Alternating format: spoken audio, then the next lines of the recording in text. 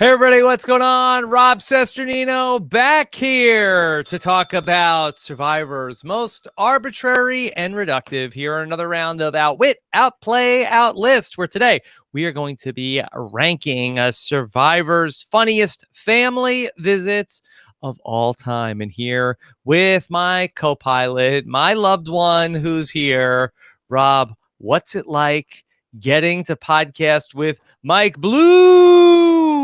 I mean, you could also ask that question to many people in the RHAP network as well. I am so happy to be here, Rob. Always happy to bring back some Triple O. But today, we're not just talking about lists. We're talking about love.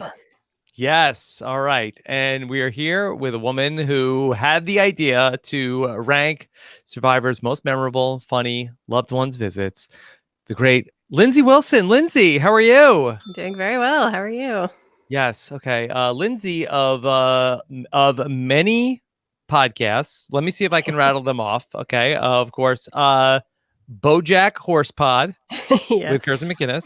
And Simpsons Then and Now. Did I have that right? That's right. You nailed it. Yes. Is there another one, Mike? I don't think so, but Lindsay loves some adult animation rewatches. That seems to be your wheelhouse besides oral histories of podcasts. Yes, oral history of the Sleepover podcast, the great Lindsay Wilson, who once upon a time, she and I went through a list of the top 10 most awkward Jeff Probst finale moments. Yeah, awkward reunion moments. So yes, which I think is some similar stuff here. You know, a number of things that we've listed already. Yes, definitely. Yes. Okay. Lindsay, how are you? I'm doing well. I'm very excited about this. I think we can take comfort knowing that if we get stuck, we can just ask ourselves, what would Billy Joel do? That'll get us through this. I think it's going to be fun, I think. Okay. All right. Mike, how have you been?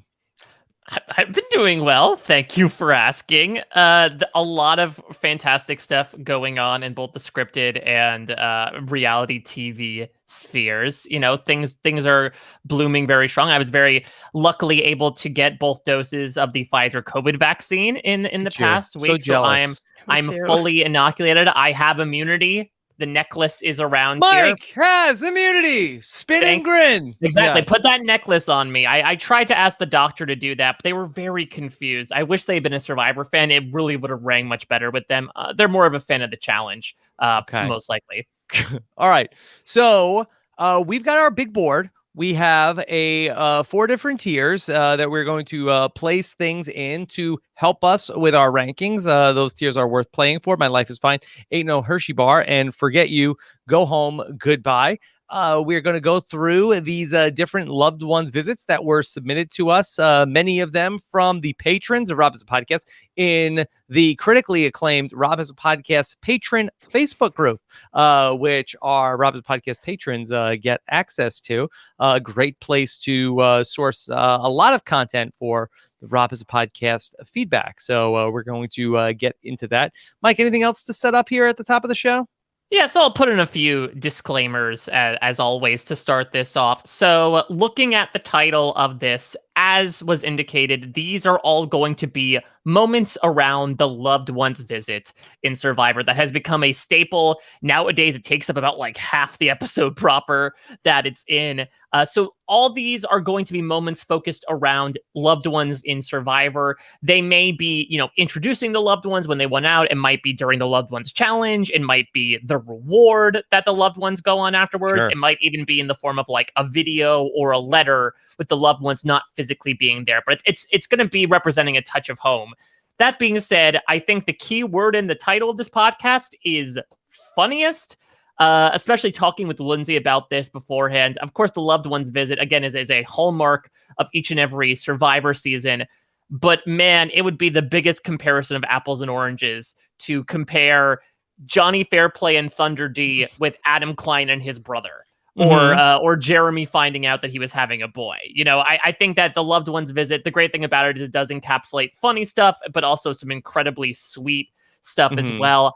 I think we're going to sort of put the latter in a corner. I like the way you set that up, because that was very like Probstian. Like the thing about the loved ones visit is that it encapsulates the comedic moments of the relationship, but also with the sentimentality of it. I can't say it as well as you did.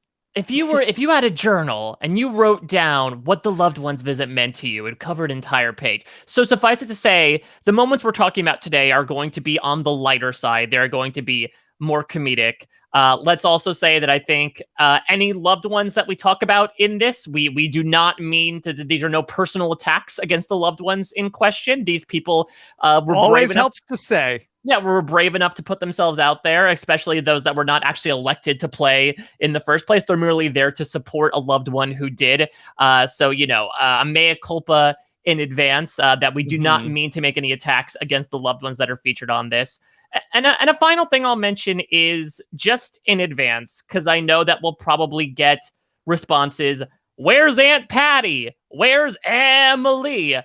Here's the thing. Bryce Isaiah is the King Midas of RHAP. Everything he touches turns to gold.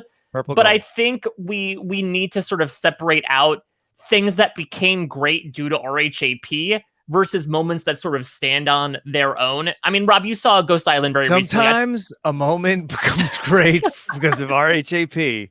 Other times, some moments were great instantly. Because of Bryce Isaiah. Here comes Bryce. He was on the edge of extinction the entire time. So, I mean, Rob, you recently watched Ghost Island out of all of us. I think you can firsthand say that Aunt Patty is a peach, but I don't think there's anything about her appearance on Survivor Ghost Island that would warrant a spot in here without Bryce reciting her name memorably. Yeah, I mean that she doesn't do anything that is particularly funny. I think she does threaten to kill Dominic Abate if he crosses her, but I wouldn't say it's like hilarious. Yeah, I mean, maybe that was a little bit of a spoiler for how Donathan would ultimately vote in the end. So suffice it to say, apologies that the more mimetic, I think, loved ones might be missing from here, but I think we've cut a nice wide swath through 40 seasons of Survivor and nearly 40 seasons of Loved Ones. Yes. And Lindsay, what was it about the Loved Ones that appealed to you to come up with the idea for this episode? I think it's kind of similar to why I wanted to do the awkward reunion moments thing, where I like things that are like unintentionally funny. And especially now, like Jeff wants those moments to be so heartwarming and so meaningful. And I love when they're funny instead. Like someone does something absurd and you're just like, oh, I see. Like this was supposed to be incredibly sad or moving. And someone does something just ridiculous. And then it's iconic in the moment. And I really love that. So unintentional comedy. There's a lot of that here, I think. And of course, I am locked in. I have watched 10 seasons of Survivor already in 2021. I will be talking about another one the Wednesday night when I'm going to another iconic loved ones visit in Survivor Caramoan.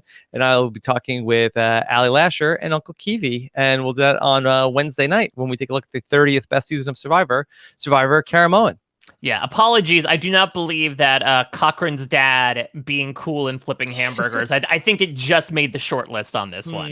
Yeah, I had that on my maybe list as well. It's not on the barge right now. All right.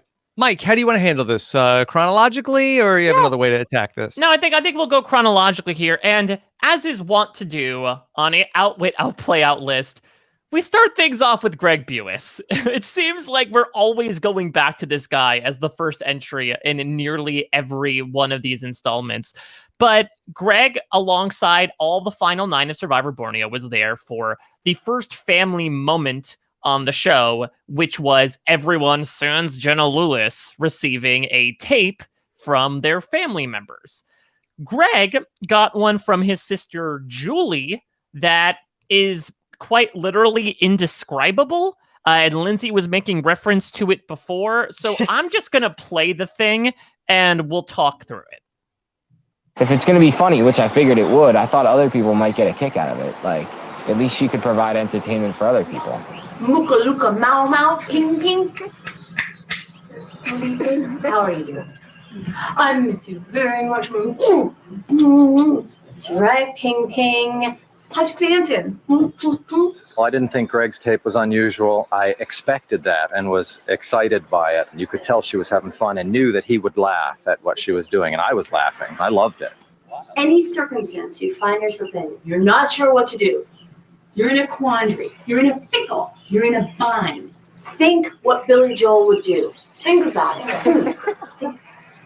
What would BJ do? And anything, let's talk about who's probably sleeping on the island right now. I'll bet all the giant, scary spiders are sleeping. That's how Mom used to put us to Day sleep. tomorrow. All the animals are sleeping. You make Mama proud. You make Mama real proud.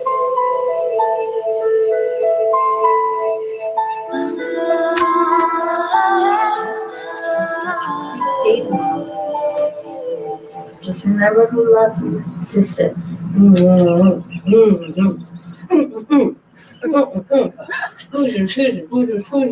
I definitely see Greg differently now after seeing his video and attaching a little bit of a family with him. At least we know he's not the only screwball in his family. Maybe it's a genetic trait over there. Good crack from Dr. Sean to finish off that clip. Right. I can't believe how much they aired of that. It's a full minute and a half, and it's a montage too. They put in the music, Russ Landau music, to be like between the and what would BJ do. And I think what's incredible to me about it too is that like that sad music is playing in it because they're like juxtaposing it with Jenna Lewis tragically shooting at the archery target while this absurdity is happening behind her.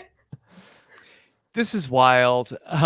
Do we think, Mike, that the What Would Billy Joel Do was like some sort of like coded message that was sent to Greg, perhaps like in the song titles of Billy Joel songs, like honesty? Or like start the fire, you know? We Good didn't advice. start the fire. Exactly. Yeah. So maybe, there's some other song titles that might make tribal council a scene from an Italian restaurant. Yeah, tell her about it. Like, don't keep Exactly. any secrets. Do you have an uptown girl, Greg? So Who you've been going into the jungle with? Are you? But I mean, we found out in this episode, right, that Greg's going to be moving out pretty shortly. very soon after that. Yeah. So this is really bizarre. Yeah, I should also let me also throw in a bonus here because I think this should count in the moment as well. So Greg, please. in winning the challenge, gets to make a video back, which I think is the only time they ever do this. That you have the ability to say, "All right, you can send a video back now as a reward." And with Jeff Probst behind the camera himself, this is the video that Greg decides to make. You're on, buddy. Okay. Hi, Julie. I just want to say, it was really special for you to send me and everybody here what you did. We feel like we could feel you and we felt you. Some of us felt you and others just imagine what it's like to feel you. I can't understand a guy talking to his sister that way. It sounded like Greg was talking maybe incest. That's the way it sounded to me.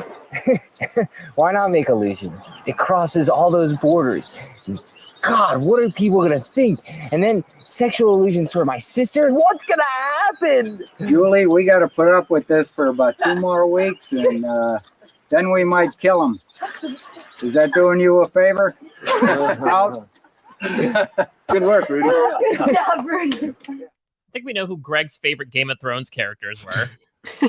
How was this on television? This was season 1, right? Reality TV, breaking down people at its core, including making references to feeling your sister. Like, there was nobody in the room that was like, I don't know if we could use this. Even Rudy explicitly calling it out. They're just like, this is fine. Any of this is like, this is nonsense. This doesn't make any sense to have this in the show. Why is this here? See, at least the Julie side of things is like strange, and you could extrapolate certain things, right? The fact that she keeps making kissy faces. I do believe she like gesticulates a bit at the end there as well, but it's more so playful in like a brother-sister way with the nicknames. Greg just goes like outright euphemistic with it. And he says in his confessional, like, yeah, sure. Why don't I make jokes about the fact that I may or may not be romantically attracted to my sister? It's just the mystery man that I am. Mm-hmm. Okay. Should we look at the board? Let's put this weirdness up on the board to really start things off. Setting a bar. I don't know what to do with this. Okay. All right. So Greg and a video from his sister that I don't think it's the bottom tier. Forget You, Go Home, Goodbye. Mm-hmm. I think Rudy saves it from being on the bottom, honestly. Yeah. I do like, to Lindsay's point, I love everyone reacting to it, between Rich saying like, this does not surprise me in the least, to Sean getting in a wisecrack, to Rudy outright saying this is incest. Yeah. But I think that's the thing about Richard Hatch that I would like to see, is there ever a thing that happens on Survivor where Richard Hatch is like, I am legitimately shocked that happened. I think that Richard Hatch is always like, I totally knew this was going to happen. This doesn't surprise me. Like, I called this from a mile away. It's not surprising that this happened. Good luck to anybody who has to throw a surprise party for Richard Hatch. I knew it. I knew. I saw the streamers lined up. Thank you very much. So I don't know. I think of the ones we're talking about today, not to preview what's to come, I do think it's one of the more memorable ones. It is just so out there. I think it's safe to say, guys, that in 40 seasons of Survivor, only really once has it been alluded to that a brother and sister, neither of whom is the parent, might have romantic relations with one another. So it certainly stands out in that regard. Yeah. I think right here in the Ain't No Hershey Bar tier is a good place for it right now to start. And let's see where the rest of it falls in around this. That seems very fair. All right. Yeah. Will it move Uptown Girl? Or Downeaster Alexa. Yeah, exactly. Yeah. Will the lion sleep tonight and it just stays and Ain't No Hershey Bar? I started this and I feel like I know the least about Billy Joel. Okay.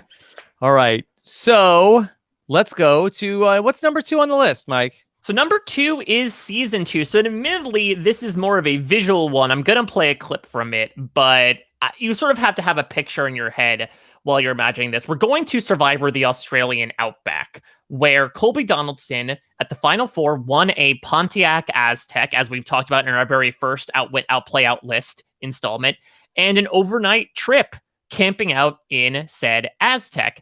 He gets a very special visitor in the form of his mother, Gay Donaldson, who I think he actually talked to online in that AOL cafe an episode prior. But Gay decides to stay the night, and they have a nice little mother-son hangout together. And things get unique the next morning when, as part of Colby's reward, he takes a shower for the first time in many days. And I just want you to imagine that as Colby is talking about this and taking a shower, his mother is standing about 15 feet away from him, holding a nice mug of Joe, staring at him, and also sometimes taking pictures with her camera. Oh, this is by far the most refreshing shower I've ever had. This morning was awesome. Oh, I think that's it for the old shower. Out of everything that took place in the last 24 hours, the hot shower I was looking forward to the least. However, now that it's done, I think I enjoyed it the most next to being able to visit with my mom. I had no idea having a hot shower would feel so good. Yeah. So again, the clip maybe doesn't say too much, but just imagine this entire time, Colby's mom is like, it's like a Folgers commercial, just standing there with a cup of coffee, shaking her head like, that's my son showering very near to me. I only know one way how to take a hot shower, and that's full tilt. I also do love him throwing in there, again, to really vocalize the mother boy aspect of it all of, the only thing better than the hot shower was seeing my mom. Yeah. This was such a big talking point at the time. And, Mike, I know you were like on the Survivor Sucks message board at one point, but I don't know if you're even old enough to know, like people just like, oh yeah, Colby and his mom, what's going on there? Yeah, this was like national conversation.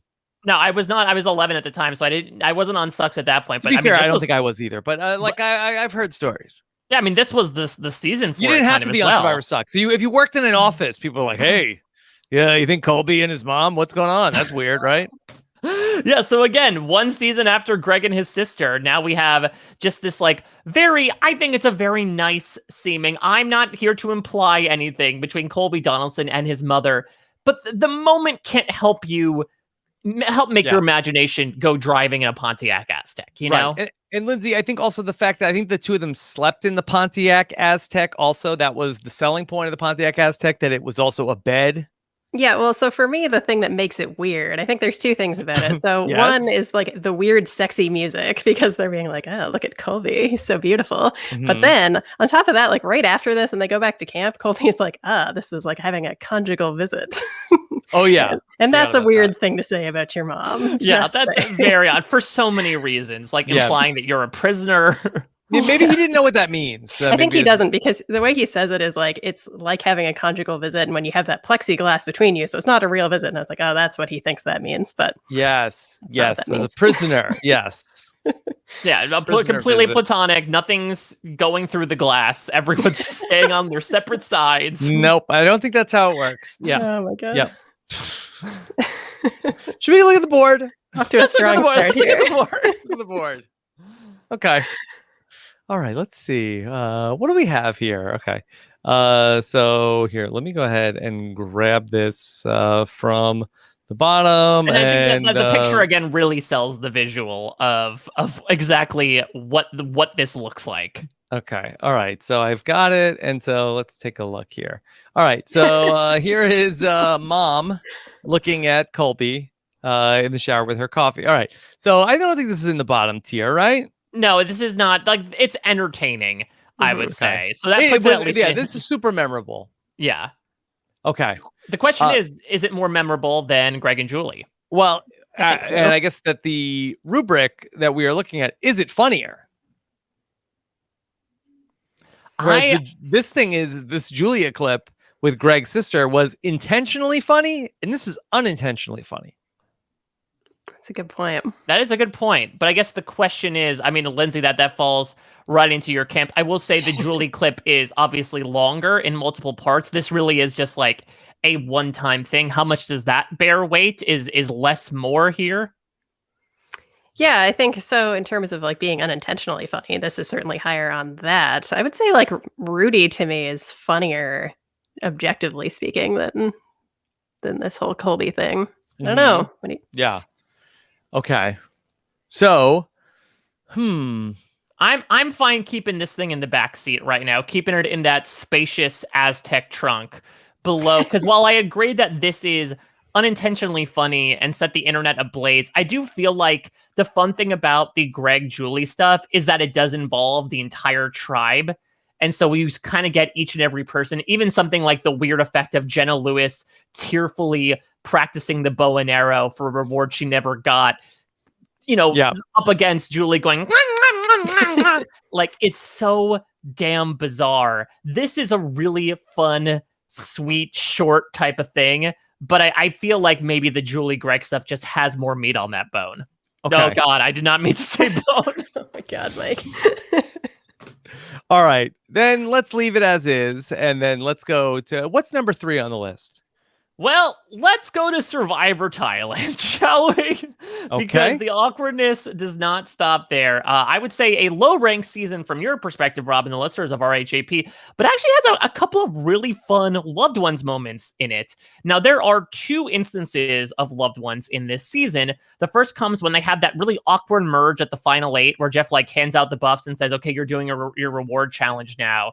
And Brian wins a full video from home, specifically narrated and produced by his wife, CeCe Heidik, and much is revealed. I'll leave it at that. If my wife does anything embarrassing, I apologize. She's a little crazy. Hey, honey, congratulations. I guess you won whatever because you're watching this tape. Say, hey, Lucky. Hey, Daddy. Say hello. Look at the camera. Say hello, Daddy. I miss you. I love you. Also, I've been getting in shape. Those muscles. Yeah. And Logie and I, we're going to party. Now that you're gone, we're going to party. I told you. What I tell you? So, Logie and I are going to go downstairs and we're going to go dance. What's she? Logan's like, what? It's like, what's mommy doing? Oh my gosh, that's too funny. Well, she's a fox. I'm gonna tell you, she's a fine-looking woman, and but she's fit for the bikinis. I'm gonna tell you. She gets a little crazy here. That's okay. She kept the clothes on, which I was happy about, but I didn't want everyone to know more about me than they should. It's almost one of those things where I didn't think it was necessary for them to see my family. How's real mess. Why'd you clean up? I'll show it to you anyway. Is this kind of weird seeing your house? Yeah, it's really weird. And here's your lovely piano that we miss you playing. There's the beater. And there's your car. The caddy. The nice 2 brand new cars in the garage and the baby grand piano. It looks like Brian's doing pretty damn good for himself. If I were against Brian right now, that'd be enough to vote him off because I'd be going, this guy doesn't need the money. We want you to come home soon. And we want you to win the $1 million so that we can all go to Fiji. Love you.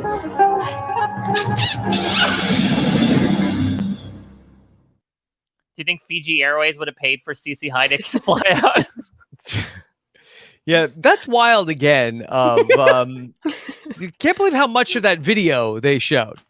Yeah, I mean, it's a full 2 minutes. I mean, the thing when the challenge was that everyone got like an initial tease on the video before the challenge started, and Brian got his full video. I mean, I do wonder if the reason why they showed it as well is because it's actually really multifaceted. Not only is it funny in the way that CeCe Heidik decides to show off her dance moves, much to Clay's delight, but also she unintentionally kind of sinks his game right here by saying, Brian, here's your baby grand piano. Here's the 2 cars you have in the garage. Good luck winning $1 million, honey.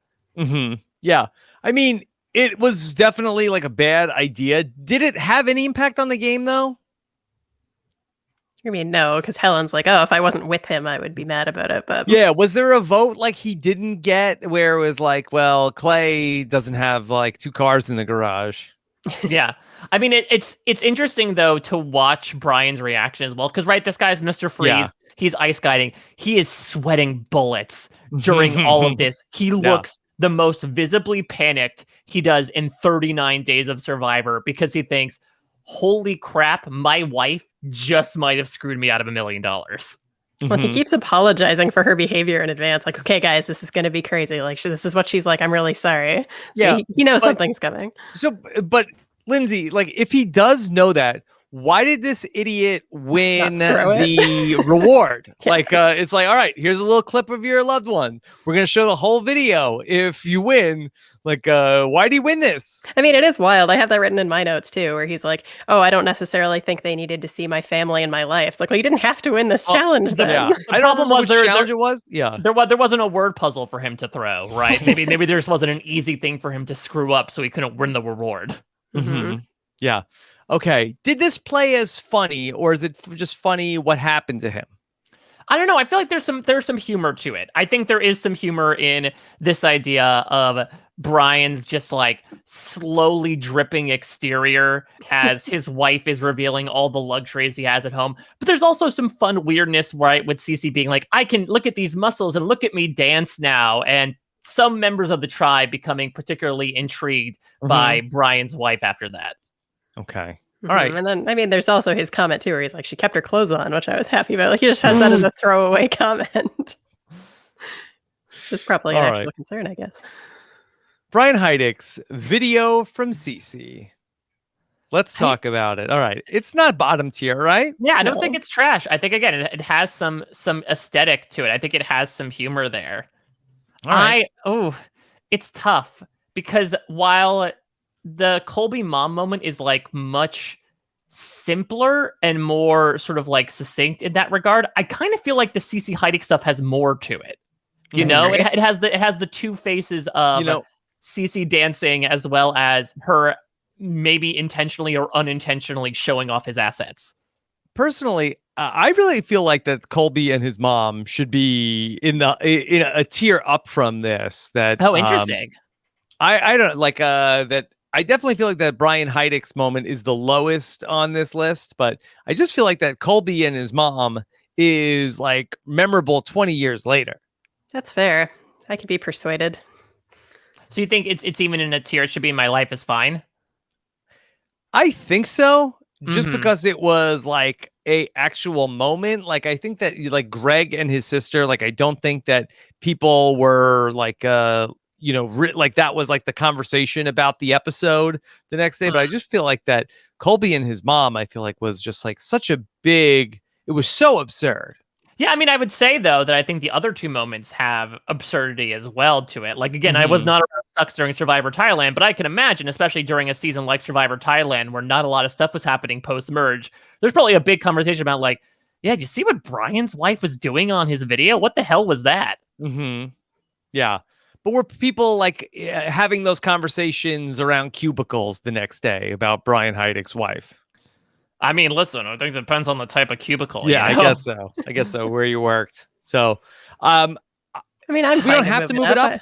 Yeah, I don't know. I won't put Brian Heidik past it. Okay, I'm fine with that. Yeah, this is so interesting because I feel like these three are.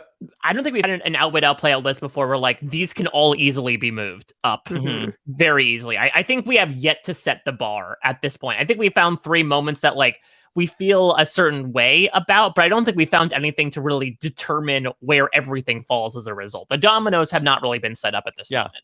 Lindsay, do you have any other thoughts on the placement of these 3 so far? Well, I feel like to your point, Rob, like you actually did a pretty good job convincing me just there, where when you put up the question, Mike, of like, tell me about these moments, I feel like Colby came up right away. And like, maybe that's just because it's so easy to point to, right? Of like that weird thing where Colby's mom was looking at him in the shower is maybe easier to kind of keep in your head than these prolonged, awkward videos. So I don't know. I'd be okay to move it up. Yeah. Colby and his mom. Classic story. Yes. Iconic tale. All right. Well, we can keep revisiting this, but Brian Heidik, I think, and CeCe should be the last on the list of so far. But let's talk about another moment from Survivor Thailand, Mike. Yeah, so we'll leave them as the bottoms for now. So the loved ones do show up in person, doubly so. There's that weird thing, and I think the final 6 where they show up for the reward challenge, then you think they're gone, and they come back for the immunity challenge to participate with the contestants. But for the reward challenge specifically, Jeff pulls a nice Survivor switcheroo, as he's wont to do on Survivor Thailand, and says, okay, we're going to be doing a bug eating challenge, but you aren't doing it. Your loved ones are. And among the loved ones is Helen Glover's intrepid husband, Jim, who's sporting a nice, Yankees cap, a nice little ponytail in the back. And Helen... 2 things I hate. combined into one man. Jim seems like a great guy, though.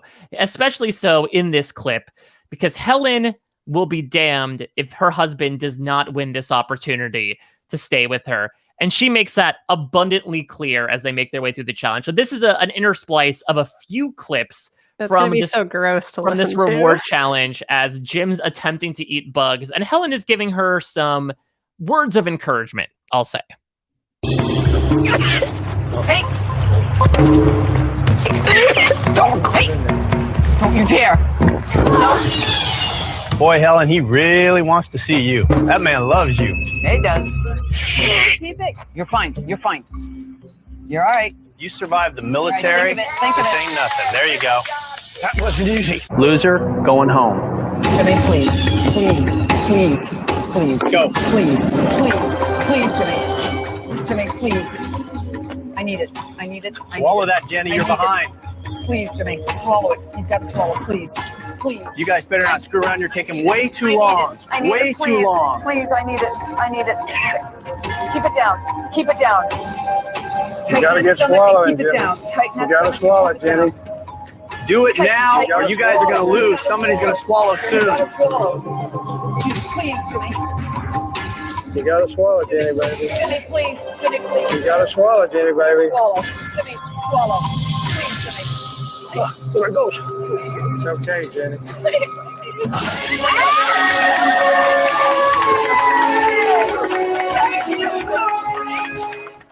So there you have it. Helen kind of bullies her husband into winning the love challenge.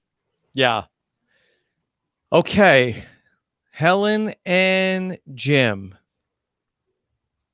That was so gross. It was super gross. I tried to cut out as many vociferous noises as I could, but it was very tough to cut around. Okay. Lindsay, how do you feel about this? So I have a very big problem with the vomiting. So I couldn't even watch this scene back. I was just like, no, this isn't good for me. But I do find it very funny. The parts at the beginning, especially, and not so much where she's like pleading with him, but where she's like, hey, no, you stop it. The first one in particular. Well, it's interesting. I couldn't pull this one because it was completely visual. But when Jeff says, okay, you're the ones that are eating the bugs, Helen immediately looks over at Jim and goes, Right? Basically saying like, this is you. You're gonna do this now. Like, don't even give it a second thought. You're winning this. It's also funny that CeCe Heidik is like, I'm good. I made a video. Yeah, exactly. Like, listen, I'm not eating bugs. Did you see that piano? I'm not doing this. Yeah. But can I dance for you?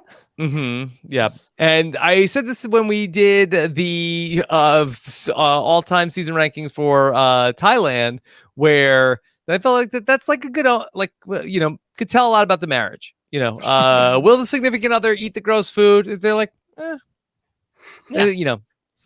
not a great omen. Well, and I think it also is a microcosm of both parties as well, right? Where you have Jim being so devoted and Helen being like, "You better do this. I need you to be here." Brian and CeCe are both like, "Yeah, right. I'll see you in a few days. Have fun. Have a good flight. Watch movies." Yeah. All right. Watch movies. You want to look at the board here? Let's go to the board here, because I do think out of our first 4 here, I think this is definitely the lowest. I think the question is, where does it fall? Yeah. I don't think it's like trash where it should be in the bottom. It's not a crawler like the bugs. No. These are the worst bugs too, like the tarantula and the scorpion. So gross. Yeah, it's very, very gross. Lindsay, what do you think? This is the bottom for me. I think Helen's very funny, but I think like the grossness of it makes it. When you say it's the bottom, do you think it's in the bottom tier or is it behind Brian? I think it's behind Brian. I think Helen saves it from bottom tier. Okay. So now my question is, Mike? so now I feel like if this is indeed our Ain't No Hershey bar, should we start moving some of these up? Probably. Because I think now we're starting to see, like, I think now this is the kind of the anchor at this moment of seeing, okay, now that, because I do think there's a difference between what happens with Jim Glover, and I would argue at least with Julie and with Gay Donaldson. I think those are in a tier above maybe the Thailand clips. Maybe Brian would make it up to My Life is Fine as well. Right now we have the 2 first clips on moved up a tier to My Life is Fine. I'm fine with all the Thailand clips being in Ain't No Hershey bar. Your Thailand bias is showing, Rob. Yes. Understandable. All right. Again, like I feel like the CeCe video, like I feel like that's more of like, oh, that's funny, as opposed to I'm laughing. The old Akiva Winokur thing. What's going to make you say it's funny versus make you actually laugh? Make a noise that's not gagging on a bug.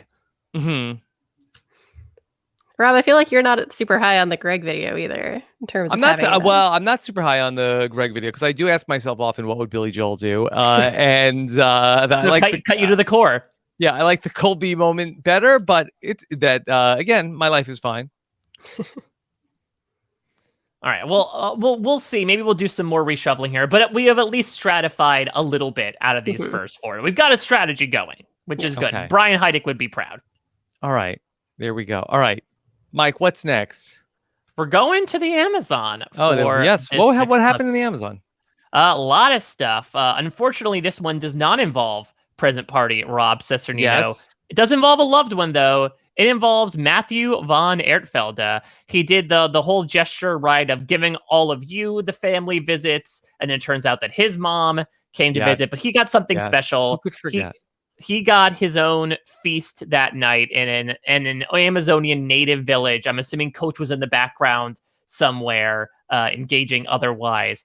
But this is Matthew sitting down to dinner with his mom, and you really get a sense, like you said, Rob, of their relationship just through the interaction they have at this dinner. And I also included the way that Matthew describes the entire incident because Lindsay gets particularly tickled by this confessional from Matthew. We were on this boat being whisked up the Amazon, and then we were dropped off at this dock. There were torches and firelight. I said, Mom, I have a feeling we're going to follow the torchlight into the jungle. She clung to me. She was really scared. No pushing. Follow the torchlight to a clearing. There was a table covered with food and drink. Let's see what we got, Mom. Let's inspect. Wow, look. Fish. Yes. Chicken. Oh, I haven't had fried chicken in so long. Got some, look at this. We admired the buffet. This is great. just the two of us. Mom, it's going to be a romantic evening. My relationship with my mom is great. It's not the conventional mother-son relationship. My mom is tough. My mom is independent. We've missed you awfully. Have you? Yeah, of course. I talk to you at home. Even if I don't see you, I talk to you. No, I like that. Appreciate it. Don't be too formal. Am I too formal? Just a bit. Am I too formal? The Matthew von Ertfelda story. Yes. Doesn't he also then comment on like then when they do the show also?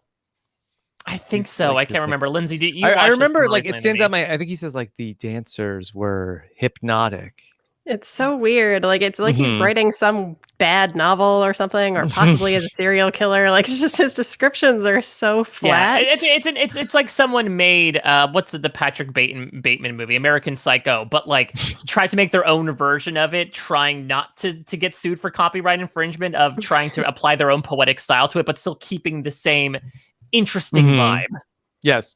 So what is the part of it that's especially hilarious? Matthew's mom coming to visit.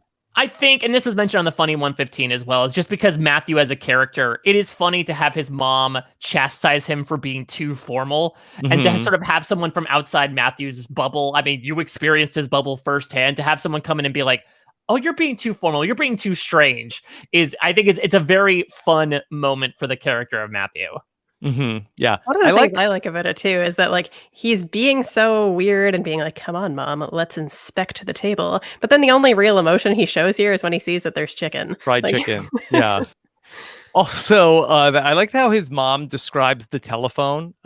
She's like, "Well, I get to talk to you, but I don't see you. I don't see you, but I do talk to you." Well, either that or maybe his mom is some sort of medium, that she's Hmm. trying to communicate with the spirit of Matthew von Ertfelda. Maybe Joanna was sort of like a blocker to the spirits at the time, and she wasn't able to talk with him in the moment. Mm-hmm. Yeah. All right. Well, let's look at the board of Matthew's visit with his mom. He by the way- also has a bit of the Colby moment as well, right? Where he says, like, my mother and I don't have a usual mother-son relationship. and he calls it a romantic evening. Wow. Yeah, what is wrong with these guys? I don't know. I didn't think I this don't was know. a theme we were picking up on. Yes. Okay. Somewhere that I was, also it was a wild night back at the tribe. Also. Yeah, I do believe that right after this is when everybody's dancing around. I think Butch is like passed out or nearly other passed things. out on the floor. Yeah. Yeah. It was a long night for Butch. Okay. All right. That was the night we found out that Butch is lactose intolerant. Oh no. Okay.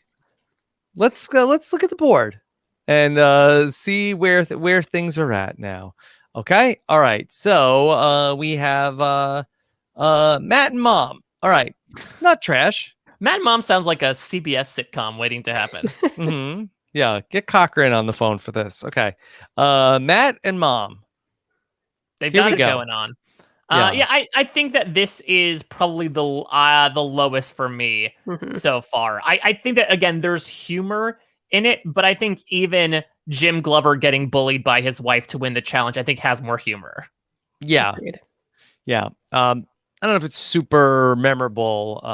Matt's dinner with his mom. Yeah, I mean, I would not be mad if this, or Matt, if this was in the bottom tier, personally. But it's not offensively bad. I won't think so. I think I'm fine keeping it here for now, but I do wonder if by the end of this, if it's looking thin there, if we're like, okay, comparatively, maybe this doesn't stack up nearly as much. This is no fried chicken meal compared to the other four. Mm-hmm. Yeah. Fried chicken. Okay. All right. Mike, what's next on the list? It's the moment you've all been waiting for when I said we're doing a loved ones Outwit, I'll Play Out list.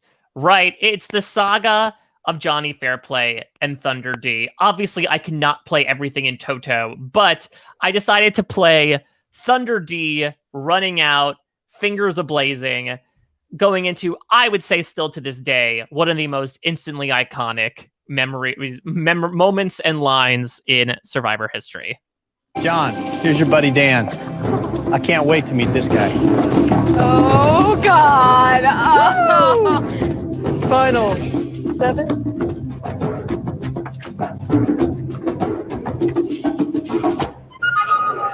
that was good. Huh? That was good.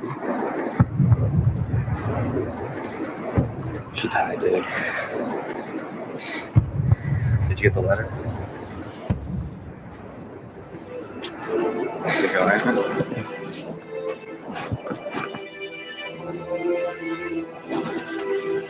It'll be all right, man.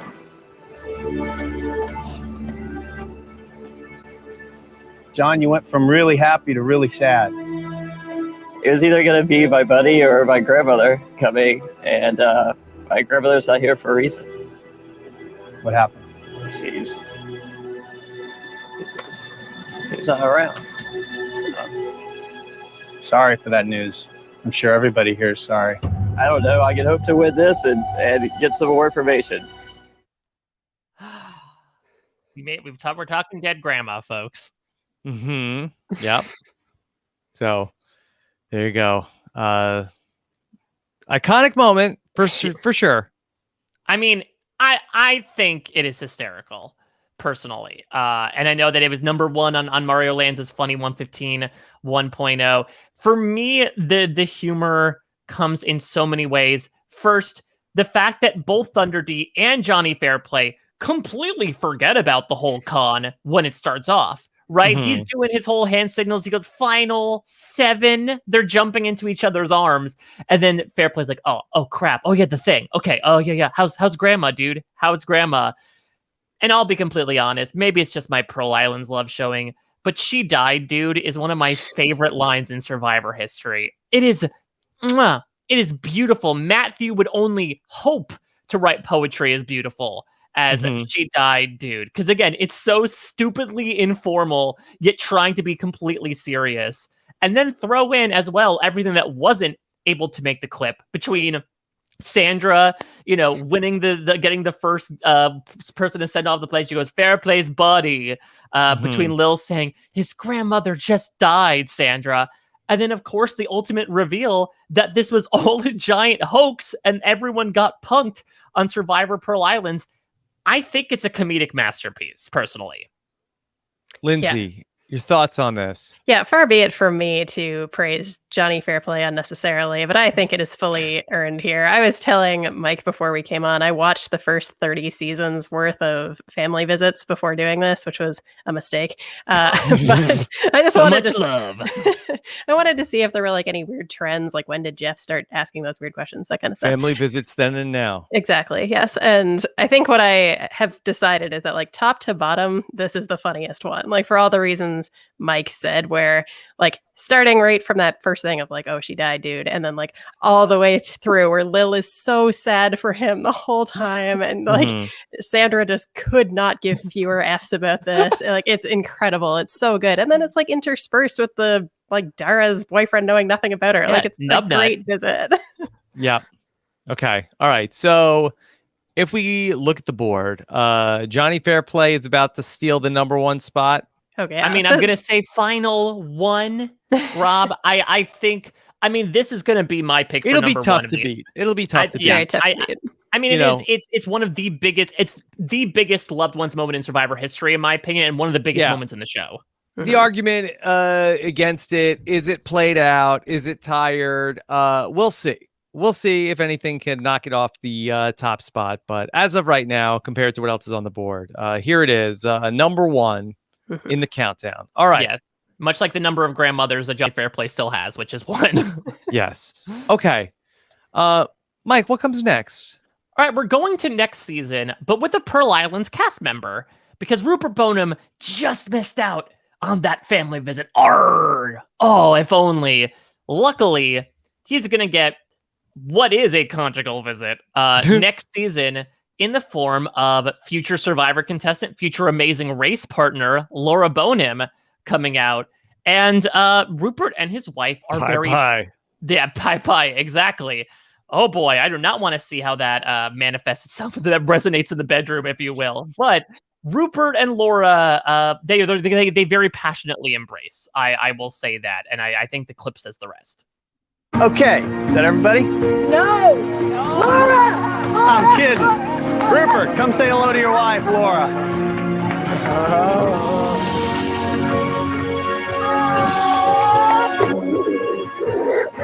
stay here for a while.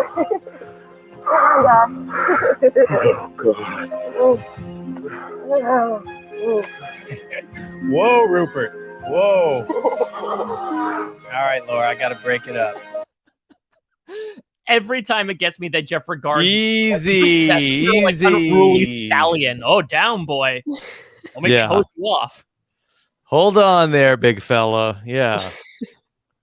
Wait a second. Oh, boy. One of the things we don't capture in that, too. Excited.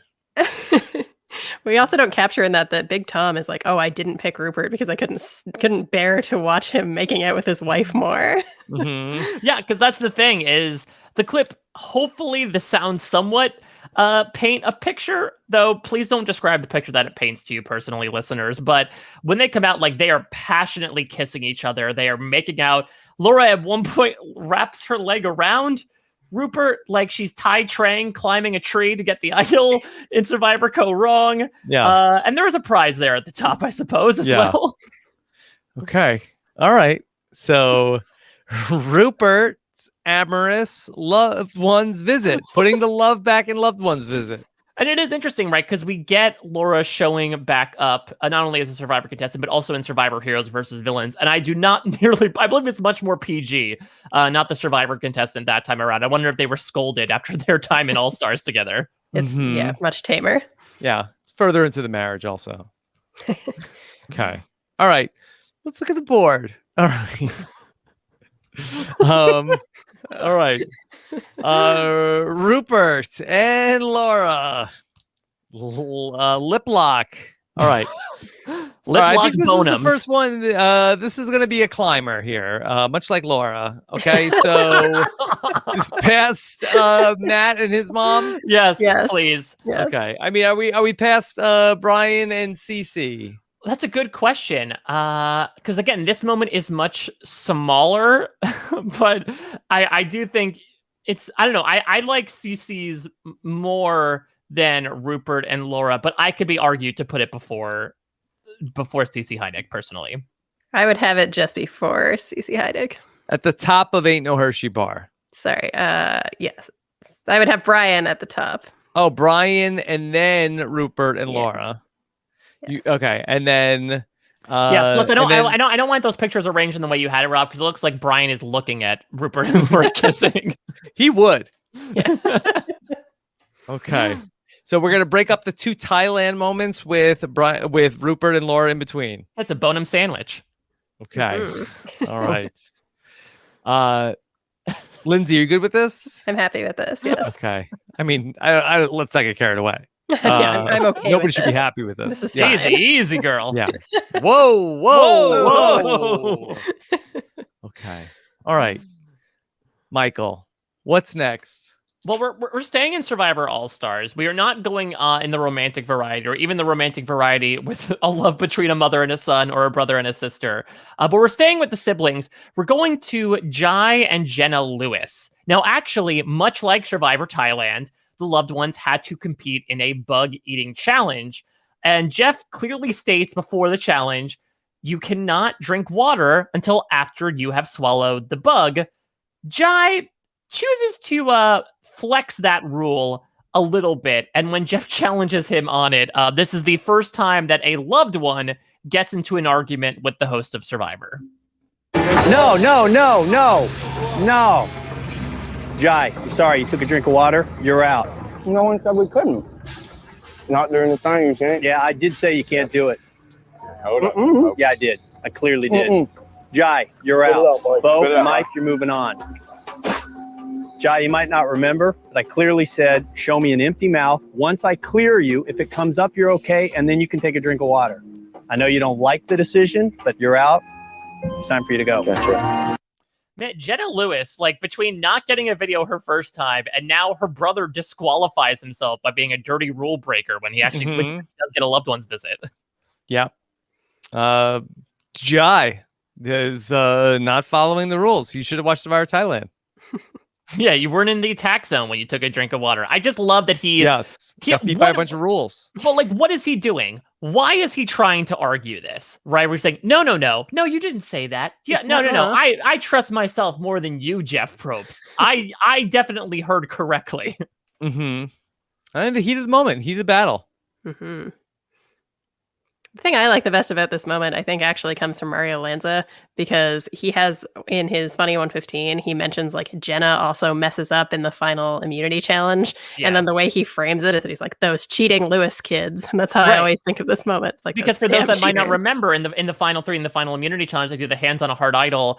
And Jeff says, oh, Jenna, you lift up your foot. And she goes, no, I didn't. No, I didn't do that at all. And Jeff's like, Jenna, you very clearly lifted up your foot. You're going to have to join me. So yeah, there's something about the Lewis siblings and just like really being bullheaded about Jeff Probst's rulings on the field. Yeah. Both of them with these like oratory powers of just like, nuh-uh. Yeah. Well, did you see from the scene in Survivor Borneo where they were saying that, Jenna, I'm sorry, we didn't get a video from your mom. And Jenna's mom was like, yes, I sent it. Yeah. Like, no, you didn't send it. Like, yeah, I did. I sent it in. Yeah. And then I do believe there was the reunion moment where Brian Gumbel says, like, well, Jenna, you were voted out in 8th place. And then her kids stood up in the audience and said, no, she wasn't. She definitely wasn't. I don't think that was the thing. I think you're wrong. Pretty sure she won the game. Just saying. It's cheating Lewis's. Okay. Let's look at the board. Jenna Lewis's brother contesting the decision. Let's go ahead and take a look. Okay. This, I think, I don't think it's trash. I'm not angry that it's here.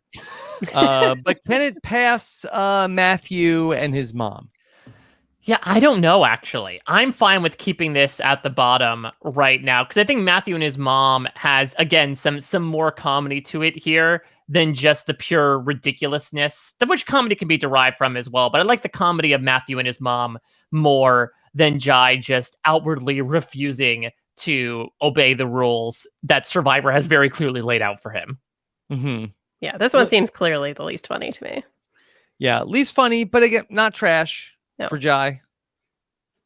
Soup He's Jai? right behind Matthew and his mom. Okay. Yeah. All right.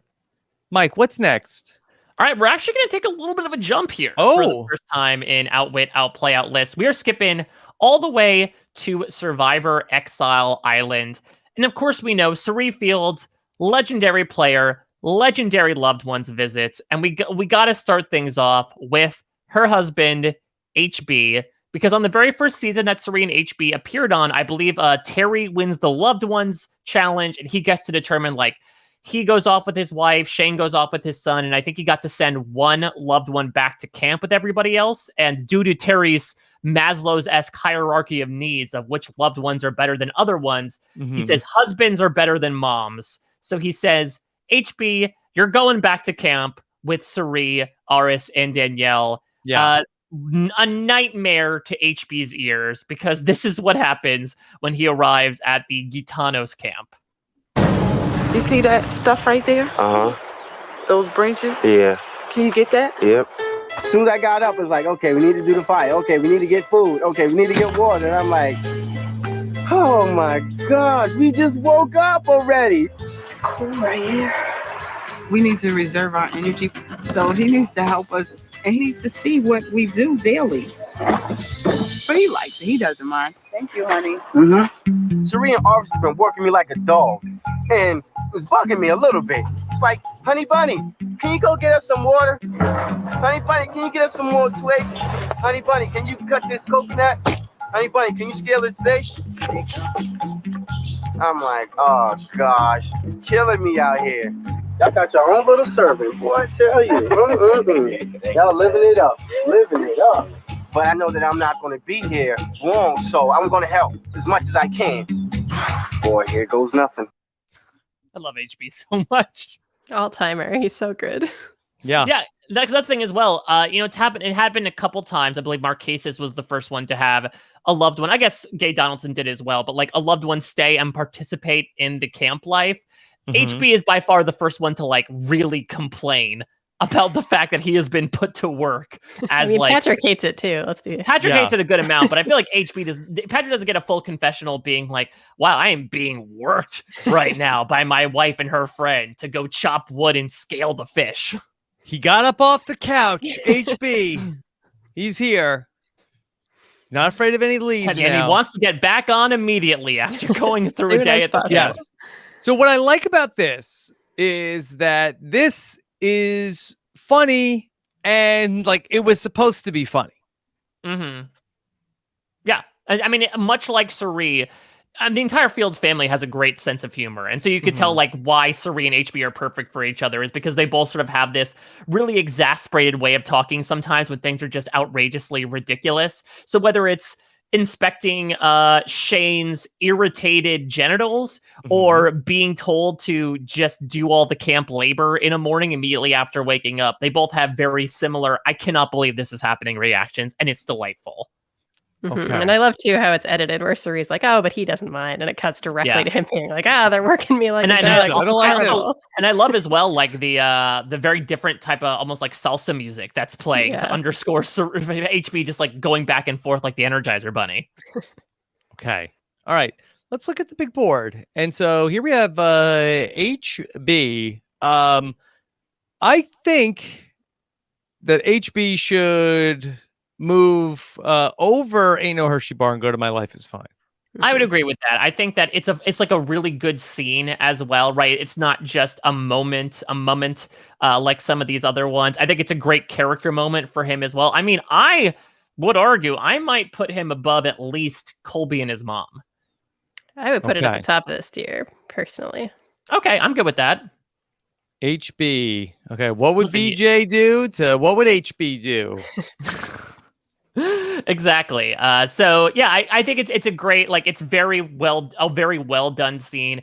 HB is a great character. It's really well edited. It's just a very good comedic scene in Survivor. And I think to Lindsay's point, maybe that overcomes the intentional weird humor of Julie and Greg and the unintentional humor that comes with Colby and Gay Donaldson. Mm-hmm. I like it. Okay. Good job, HB, the captain of My Life Is Fine. Yeah, much captain of sports. Much easier work getting to the top of the tier than scaling a fish and delivering water and everything. Mm-hmm. Okay. Mike, what's next? We're going to Cirie's second season, actually. We are going to Survivor Micronesia, fans versus favorites. But we're not going to Cirie here, even though HB does make a welcome reappearance. Instead, we are going to Eric Reichenbach and his brother, because while there certainly were fans of the show, again, present company included, going into their games of Survivor, Eric was really cast, and I think touted as like the Survivor fan on Survivor fans versus on the favorites. fans tribe. Exactly. And so he responds appropriately, sort of plays his role in that regard when his brother comes out. And it also prompts maybe a Jeff Probst moment I should have included in retrospect on the funniest Jeff Probst lines ranking that we did a little while ago. Eric, here's your brother Kurt. No way. Come on, Kurt. Yeah, Kurt. You look so funny. I know, I got a beard. Look at this. Sweet beard. I love it. That's Jeff Probst. You just standing there. Eric, you're a freak. Yeah. It's so much Reichenbach this week. Yeah, absolutely. Though I think this is probably the one he prefers to showcase, even considering how the way things ended over Karamoan. But yeah, I mean, I guess if Jeff Probst was running the Purple Pants podcast, Eric would have gotten Freak of the Week for that episode. Yeah, you're a freak. Eric, you're a freak of nature. I'm surprised he said that then. I for some reason had misappropriated Jeff calling him that when he was licking the cake off of Cirie's fingers, but somehow he saved that comment for afterwards when his brother comes out instead. Mm-hmm. That's James, maybe. Right? James is like, oh, there's something wrong with him or something. Yeah, something wrong with that boy, I think he says. Yeah. Okay. So Eric, his brother is like kind of like the normal. Like he's his brother doesn't do anything unusual. It's Eric acts wild when his brother shows up. Yeah, I just love it because you can imagine that he's probably the as big of a Survivor fan as Eric, probably part of his watch parties. But again, to your point, Rob, maybe doesn't have that personality that leaps off the screen. But Eric totally compensates by being like, "It's Jeff Probst. He's right there. I've been watching him the whole time. He's not that cardboard cutout we have in the basement." Well, I like it. He's just standing there. Like, what do you want him to do? Do a trick, Jeff Probst. Come on. Yeah. Okay. Lindsay, where should Eric reacting to Jeff Probst and his brother be? The Reichenbach Bros. Do you feel like it's hyperbolic to put it in My Life's Fine? I really like this. I love his enthusiasm. You gonna try that on, Mike? I'll try it on and see how it fits. I don't know. I could be swayed to bump it down to Ain't No Hershey Bar because I feel like the other 3 moments are ones that I really enjoy, and I think this one is fun, but I don't know how it compares to those other 3, So I could be swayed to either put it at the top of Ain't No Hershey Bar or the back of My Life Is Fine. That's fair. It's more fun than funny. That's a good point. Yes. More fan than funny. Yeah. So we're not actually moving it behind any other clip, but level-wise, it's going to drop down a level to be at the top of Ain't No Hershey Bar. Yeah, I think so. But I think it's like a great microcosm of Eric's character as well, right? That like, again, he was cast as sort of like the obsessed Survivor fanboy. This is the guy that was fawning over Ozzy when they were on the same tribe. He's going to go on to win the trivia challenge in a couple of episodes. So this is Eric sort of being like, okay, what would a Survivor fan do in this situation? Look, we're at the zoo. Look at the Jeff Probst in his natural habitat. He's just standing there in the khaki doing things. Jeff Probst. Okay. All right. So the top of Ain't No Hershey Bar for Eric and his brother. Ain't No Hershey Bar, if you're listening to the podcast, has the most entries so far with Eric and his brother, followed by Brian and CeCe, Rupert with the heavy makeout sesh with Laura. We have the Helen Glover's husband, Jim, Matthew and his mom, and a very upset Jenna Lewis. All right, well, let's move ahead a couple more seasons to season 18, Tocantins. And we are going to start with one of the cutest reveals of a loved one's video yet. So Taj wins like a special message from home on the Sprint Palm Prix, I believe it is. And Eddie George has like a very devoted message to her and ends with the line, "See you back at camp." Taj, I think understandably being in her feels at the time, doesn't necessarily digest that information. And when Jeff points that out to her, it really produces, in my opinion, an all-time Taj Johnson George moment. We're holding it down here at the George household. See you back in the cannon. You hear that last line? I did. There's one line on there. Might have been a little hard to hear. There's one line. See you back at the camp! Oh my God! It just dawned on her.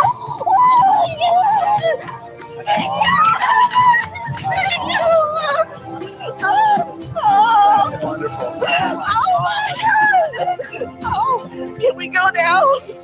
And so it's obviously not represented in audio format, but when Taj says, "See you back at the camp," she nearly pulls Jeff Probst's arm off, not even out of its socket, clean off his body like Luke Wilson in Anchorman, because she just freaks out that heavily upon the possibility of seeing her husband.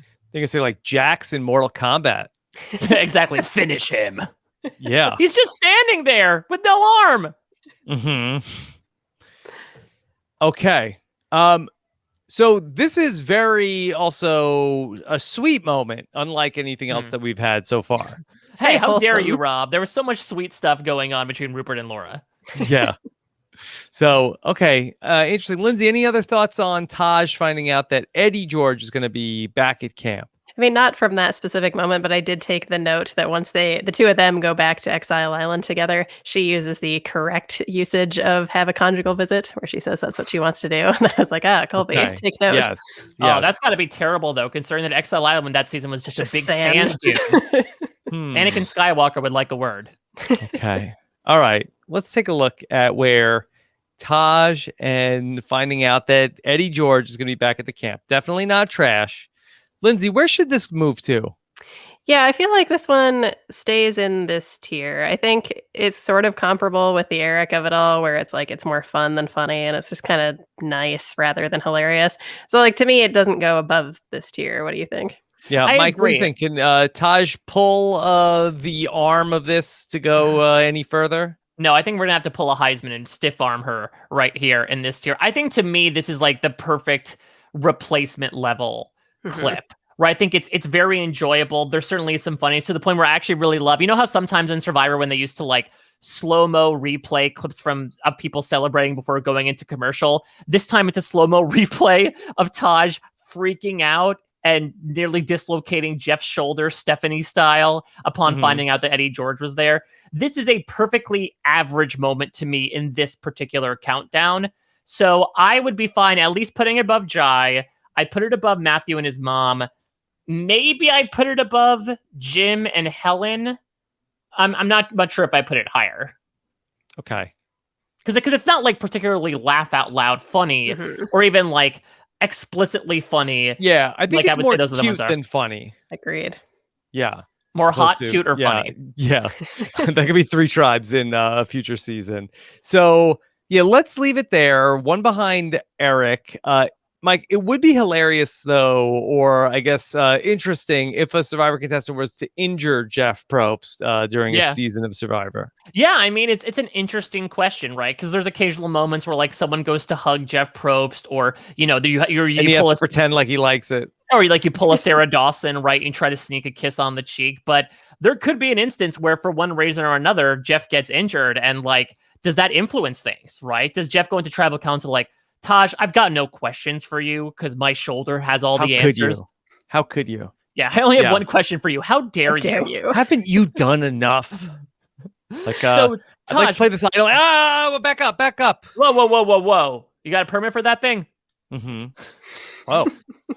All right. Well, we're going to stay on Survivor token genes here because, look, there have been such, deep, complex, beautiful relationships that have brought people together on Survivor. Then there's Coach and his assistant coach. I'm going to let Coach explain it a little bit of himself because the assistant coach does get an opportunity to visit him at camp and engage in some stretches, but Coach makes it very clear they're not boning me in it anytime soon. I'm running the show. Guess what they call me in this game? Dragon Slayer. Because I'm slaying all the dragons. I'm running this freaking show. Let me tell you that right now. I think I'm going to be in that final 2. I hope so. Unless something crazy comes up. If you were to say, you can have filet mignon, or you can see your assistant coach for 10 minutes, I'd say I'm going to see my assistant coach. Oh! We are not doing weird sexual positions, by the way, just so I haven't had my back cracked. You know what they say, Coach, if you have to say it. I love that line so much. I mean, this Coach is like peak Michael Scott in this clip, Oh, that's right? incredible. Between that statement and also the confessional of, if I could choose between having a filet mignon or spending 10 minutes with my assistant coach, I would choose to spend 10 minutes with my assistant coach. As would everyone. A lot of pressure on those 10 minutes. I mean, I suppose so. You better do good at it. I just wonder what the discourse was like between them, right? Was it like, how's the team? Were there any personal questions, or was it more so, hey, look what I'm doing in this game, and hey, buddy, I know you flew all the way to Brazil from California. Can you like stretch me out a little bit? Yeah. Nobody's been able to really crack my back the way you do.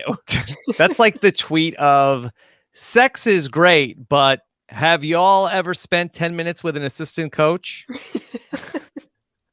Exactly. I think that's going to be the next internet craze is, at 10 minutes with an internet coach is like the best thing on earth now. And assistant coach. I don't know why I said internet coach. Well, look, social distancing. Those are the only coaches you could spend time with these days. Great point. But you also it is undeniable the comedy that Coach brought out his assistant coach.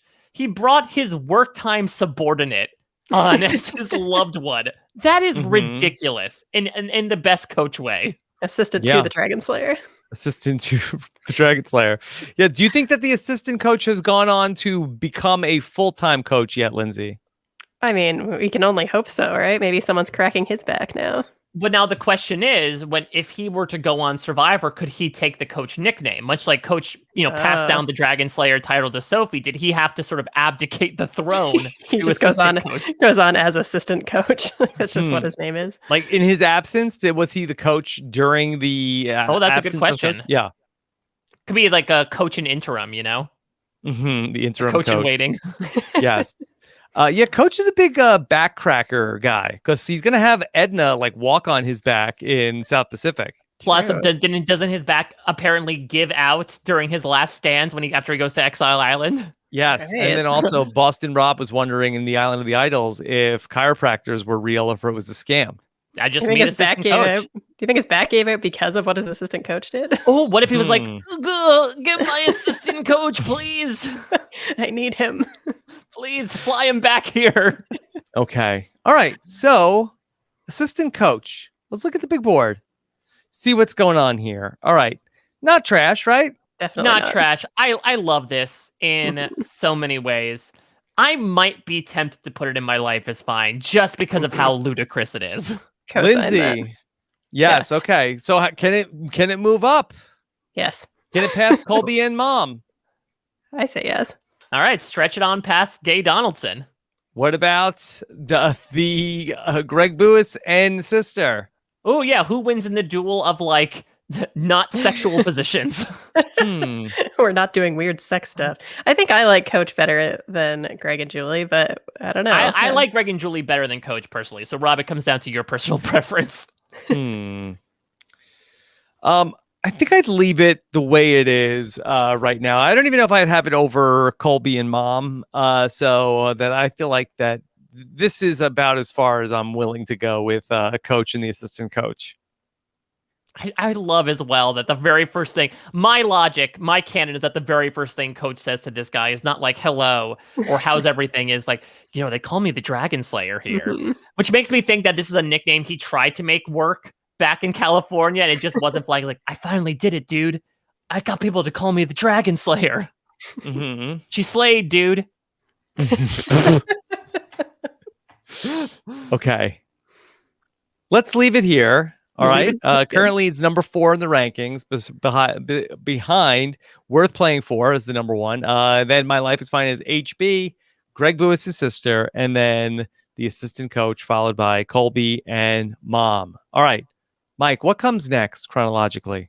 Well, we're skipping ahead a couple seasons, and we are going to Survivor Heroes versus Villains in what I might argue the best Colby Donaldson moment from the entire season. It comes in the form of a visit from his baby brother, Reid. Tell me what to do, Reid. Trot it up a little bit. There you go. Trot that. Colby falls short. Harvey falls short. Reid, I'm throwing it farther. Oh, okay. Come on. This is anybody's challenge. Go smoother. Reid, talk to me, for God's sake. Keep it straight. Keep it straight. Every little bit helps. Reid. I held it right there. Good. Smooth. Colby blaming everything on his big brother. He's been that way 34 days, Reid. Reid, tell me what you want. Just throw it high. Come on, Reid. Little brother getting frustrated with his big brother. Come on, Rupert. Come on, Reid.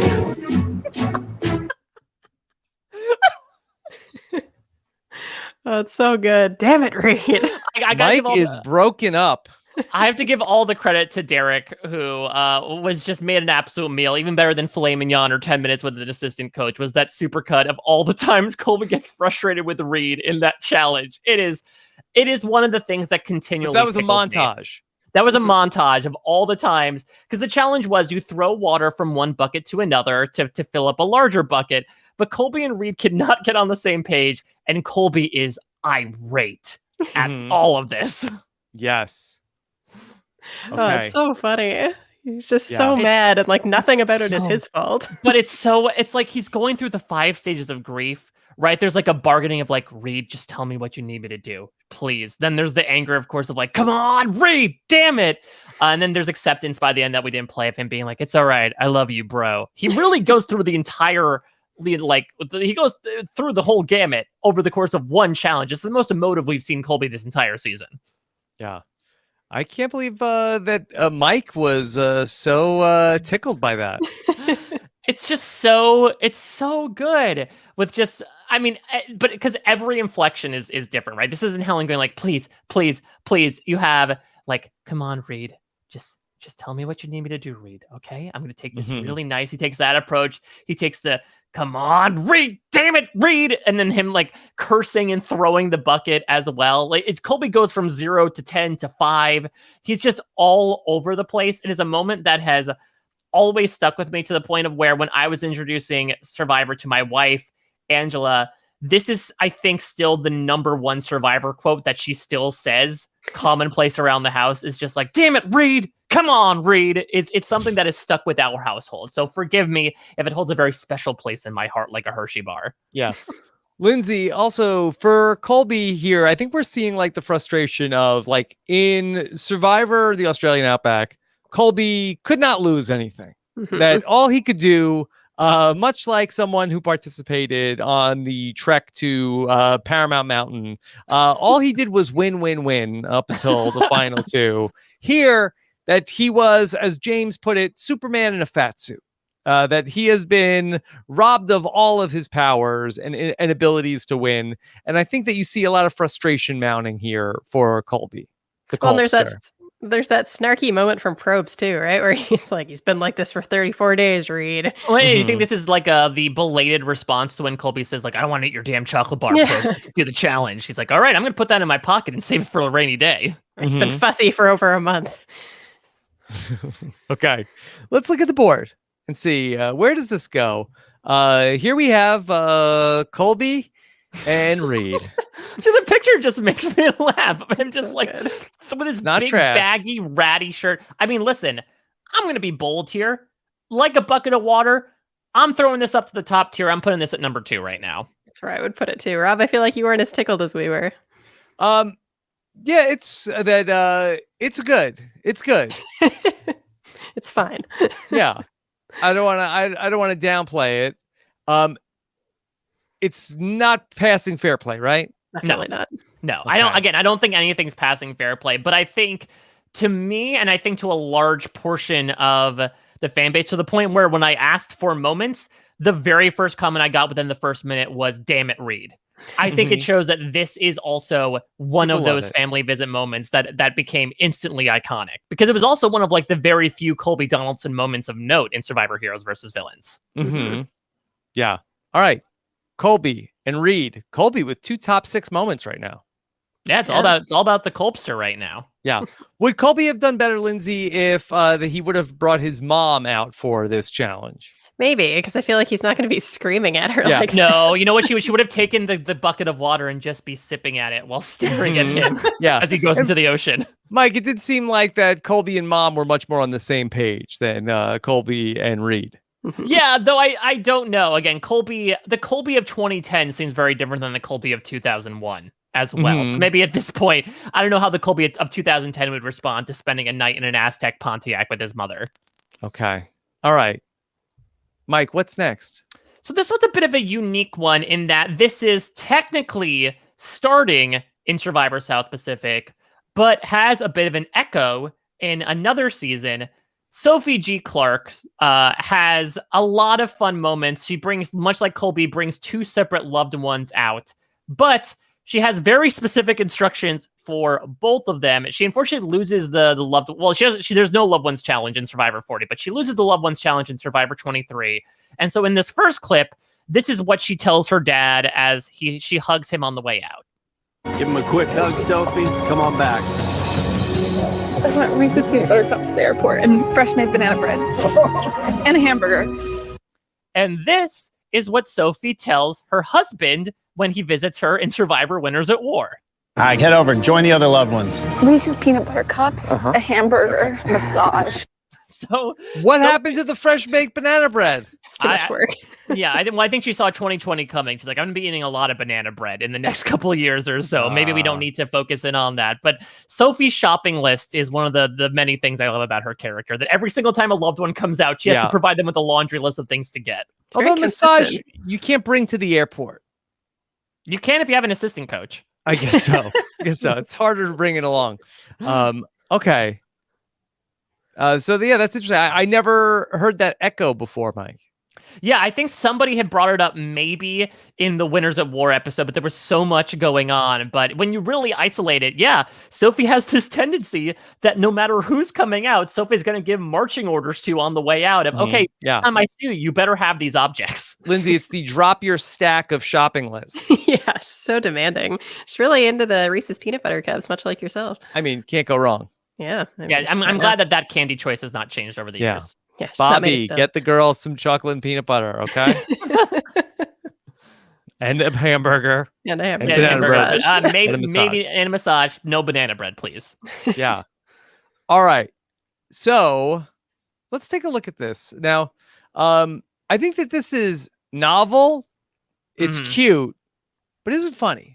Right. I think that this might fit in with the Taj and Eric stuff along the lines of this is a very entertaining moment, and it's really fun, especially when you connect the two. I don't know how LOL funny it is. Look, I love Sophie. I've met Bobby in person. Greatest guy ever. Ooh. I feel not like throwing shade on Bobby Shady. Yeah, but I feel like this is very high for oh, that's cute. Okay. All right. Yeah, feel free to send it down like a peanut butter cup. I mean, I throat. don't want to be like bang my fist on the table and say that like Helen Glover, like, no, this is how it goes. Listen. Yeah, like I think this is decidedly. This is definitely less funny than Helen Glover. Like even just to call to that. I think it's maybe. I think maybe similar to Matthew. Is it less funny than Matthew? Yeah. I think it's maybe less funny than Matthew.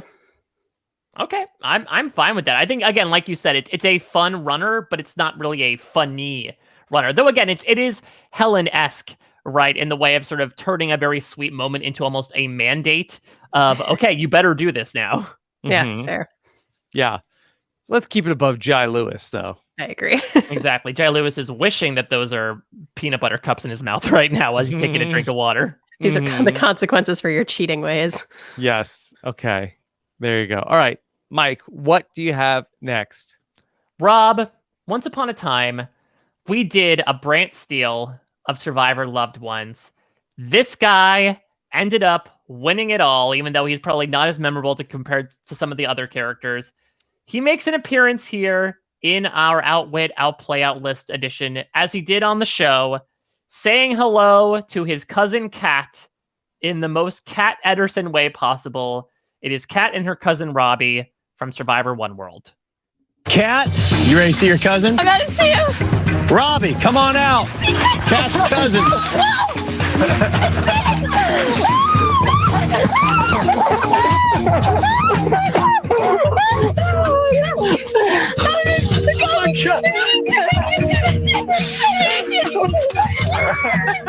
I didn't even know she said. I think they're speaking their own language. You have no idea. He's the one that pushes me every day. We work together. We live together. We breathe together. He's the most important person in my life. And he's here on this island with me. Let's go. Hilarious. So the visual that unfortunately does not show in the audio clip is upon seeing cousin Robbie, Kat gets down on all fours and starts barking like a dog upon seeing her cousin. It's wild. Like crawling it's wild. towards him. Yes. And we go from Sophie's Bobby to cousin Robbie. True. Exactly. Yeah. I don't know what the obbies are bringing out of these people. But yeah, they then go into some sort of like alien language that mostly consists of them just not pronouncing their consonants of like, yeah. Reminiscent of Greg and his sister. Yeah. Yeah, but definitely less sexual. I don't know. I mean, they're like dropping to their knees instantly upon sight of each other. Yikes. Yeah. They're also like smacking their chests a lot, jumping around. It's very intense energy from these two. Yeah, there's a lot of like odd. It's almost like being welcomed into some sort of alien society, like you would on like making first contact on behalf of Starfleet. That you're watching this odd behavior ensue that they assume is completely normalized.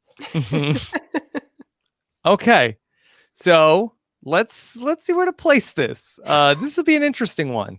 Well, this one go to the dogs. Lindsay, do you have a thought on this before we look at the board? Like this one to me should be pretty high. I think this is It's extremely ridiculous. absurd. It's incredibly ridiculous. Like the icon you have there. Like, All right, perfect. does it go to worth playing for? Is it at the bottom of worth playing for to start? Ooh, is that too high? That's where I would have it. I think. I don't know. Is that a hot take? I like HB at least more than Cat. See, I don't know. To me, this is more memorable than like I liked HB. I don't remember exactly what happened. That if you tell me about like even, and I've watched Survivor One World this year. Like if you ask me, you know, at any point in the last 10 years, what happened with Kat's cousin? Like, oh yeah, she had like the thing where she was like talking, like barking like a dog with her cousin. That was weird, right? Yeah, and it's also it's very good timely theming, right? Because Coming to America came back, and that's when someone was also barking like a dog. The behavior just seems to be coming back around. I'm fine putting it here. I do agree that maybe it's more memorable. Maybe HB sort of curses himself in that we've seen him a lot of times on the show, that this is not maybe like the big HB moment.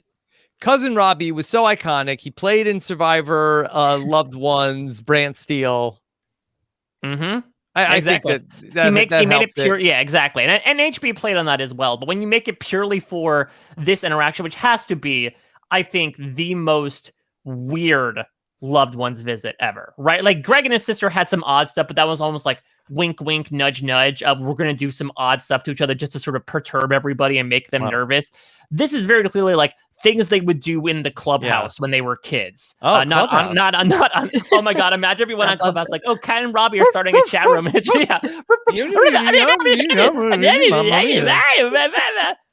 Raise hand. Can I leave quietly, please? Yeah. Okay. All right. So Kat is in the top 3 with Reid and Colby and Thunder D.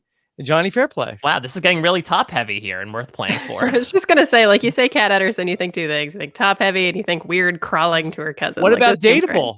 Yeah, that's very true. Kat Ederson is a game changer, I think. Oh, great. Where was she on season 34?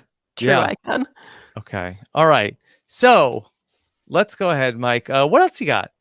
Let's continue on the note of weird loved ones greetings. This was another one that instantly popped up when I asked for suggestions. We are going to the very next season.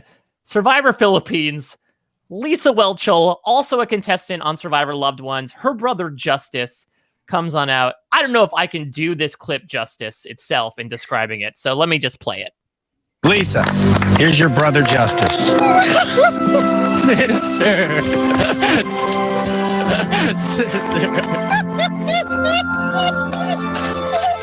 It's so weird. Sister.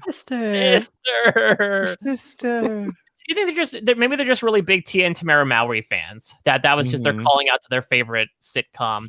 I mean, so the alleged story behind this is that there is some canon behind this, that because the big thing was Lisa was keeping her secret going into the show about her starring on The Facts of Life, that he did not want to be like, Lisa Welchel, like, who knows? Maybe Lisa even didn't give an incorrect first name. And so he just said, all right, I'll just say sister. That's generic enough. That certainly I will not give my sister away as a phony. No way. I don't believe this story. So what ends up coming out is him just yelling out, going, sister. I think he just did something weird and was like, oh, I got to think of a cover.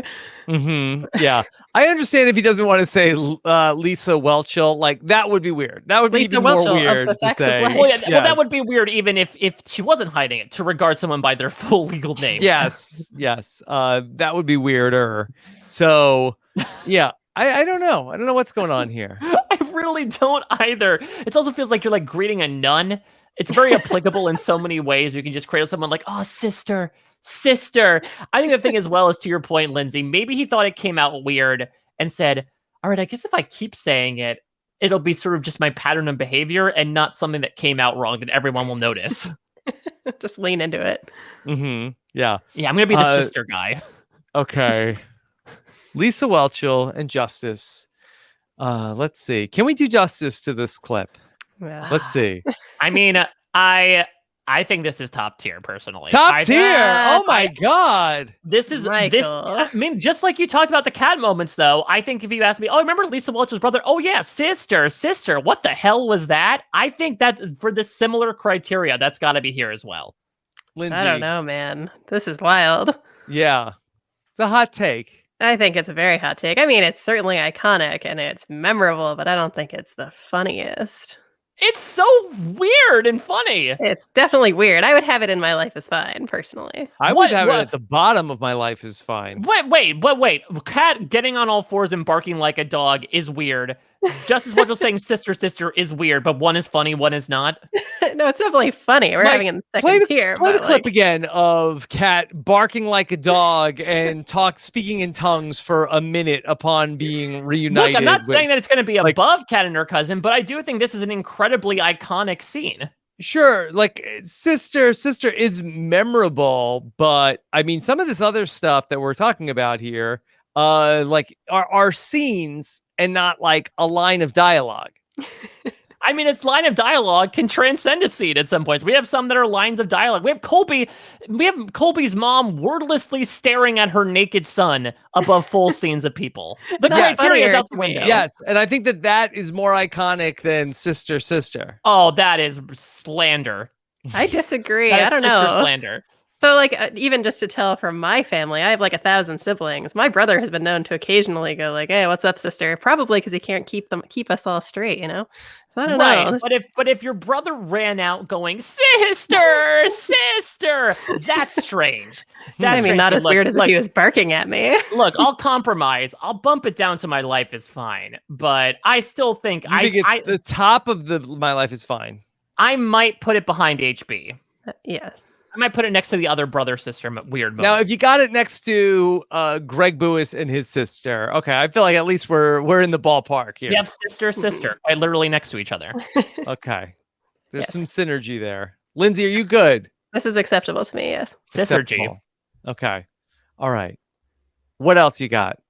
Well, we're not ending here with Survivor Philippines. There is one more, and this is yet another guy who made an appearance in Survivor Loved Ones, the Brant Steele that we did. I feel like this is one that maybe gets forgotten about a bit more, but Miles Freberg, Malcolm's brother, is kind of a weirdo in his own right. Here's a little clip of Miles running out and nearly bowling over his brother in the process.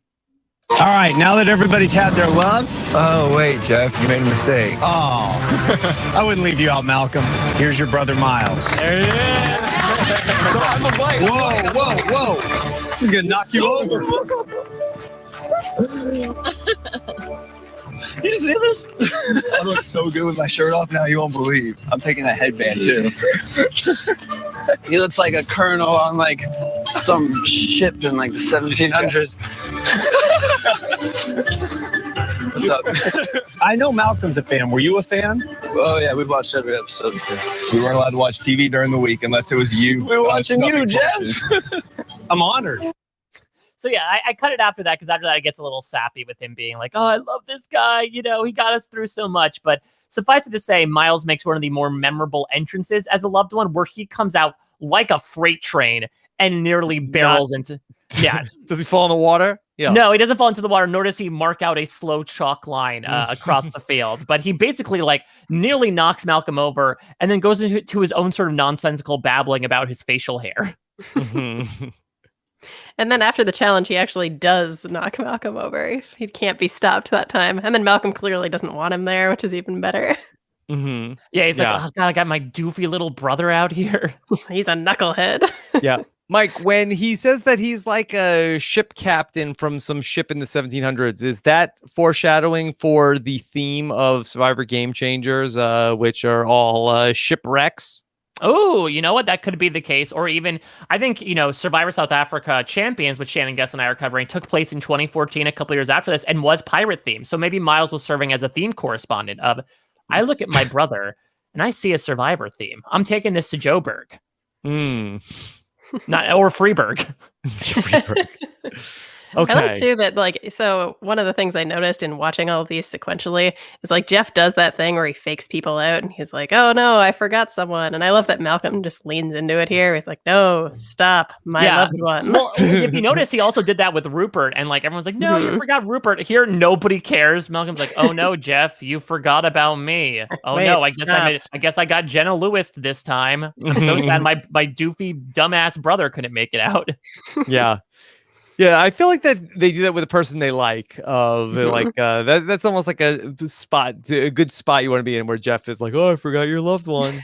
Yeah, but Miles is a bundle of energy. I also love Malcolm's dynamic with him as well, where yes, Miles does get a crack in at the whole not in the captain variety, but with the whole colonel thing. But then Malcolm calls dibs on his headband, which I do believe he does take back.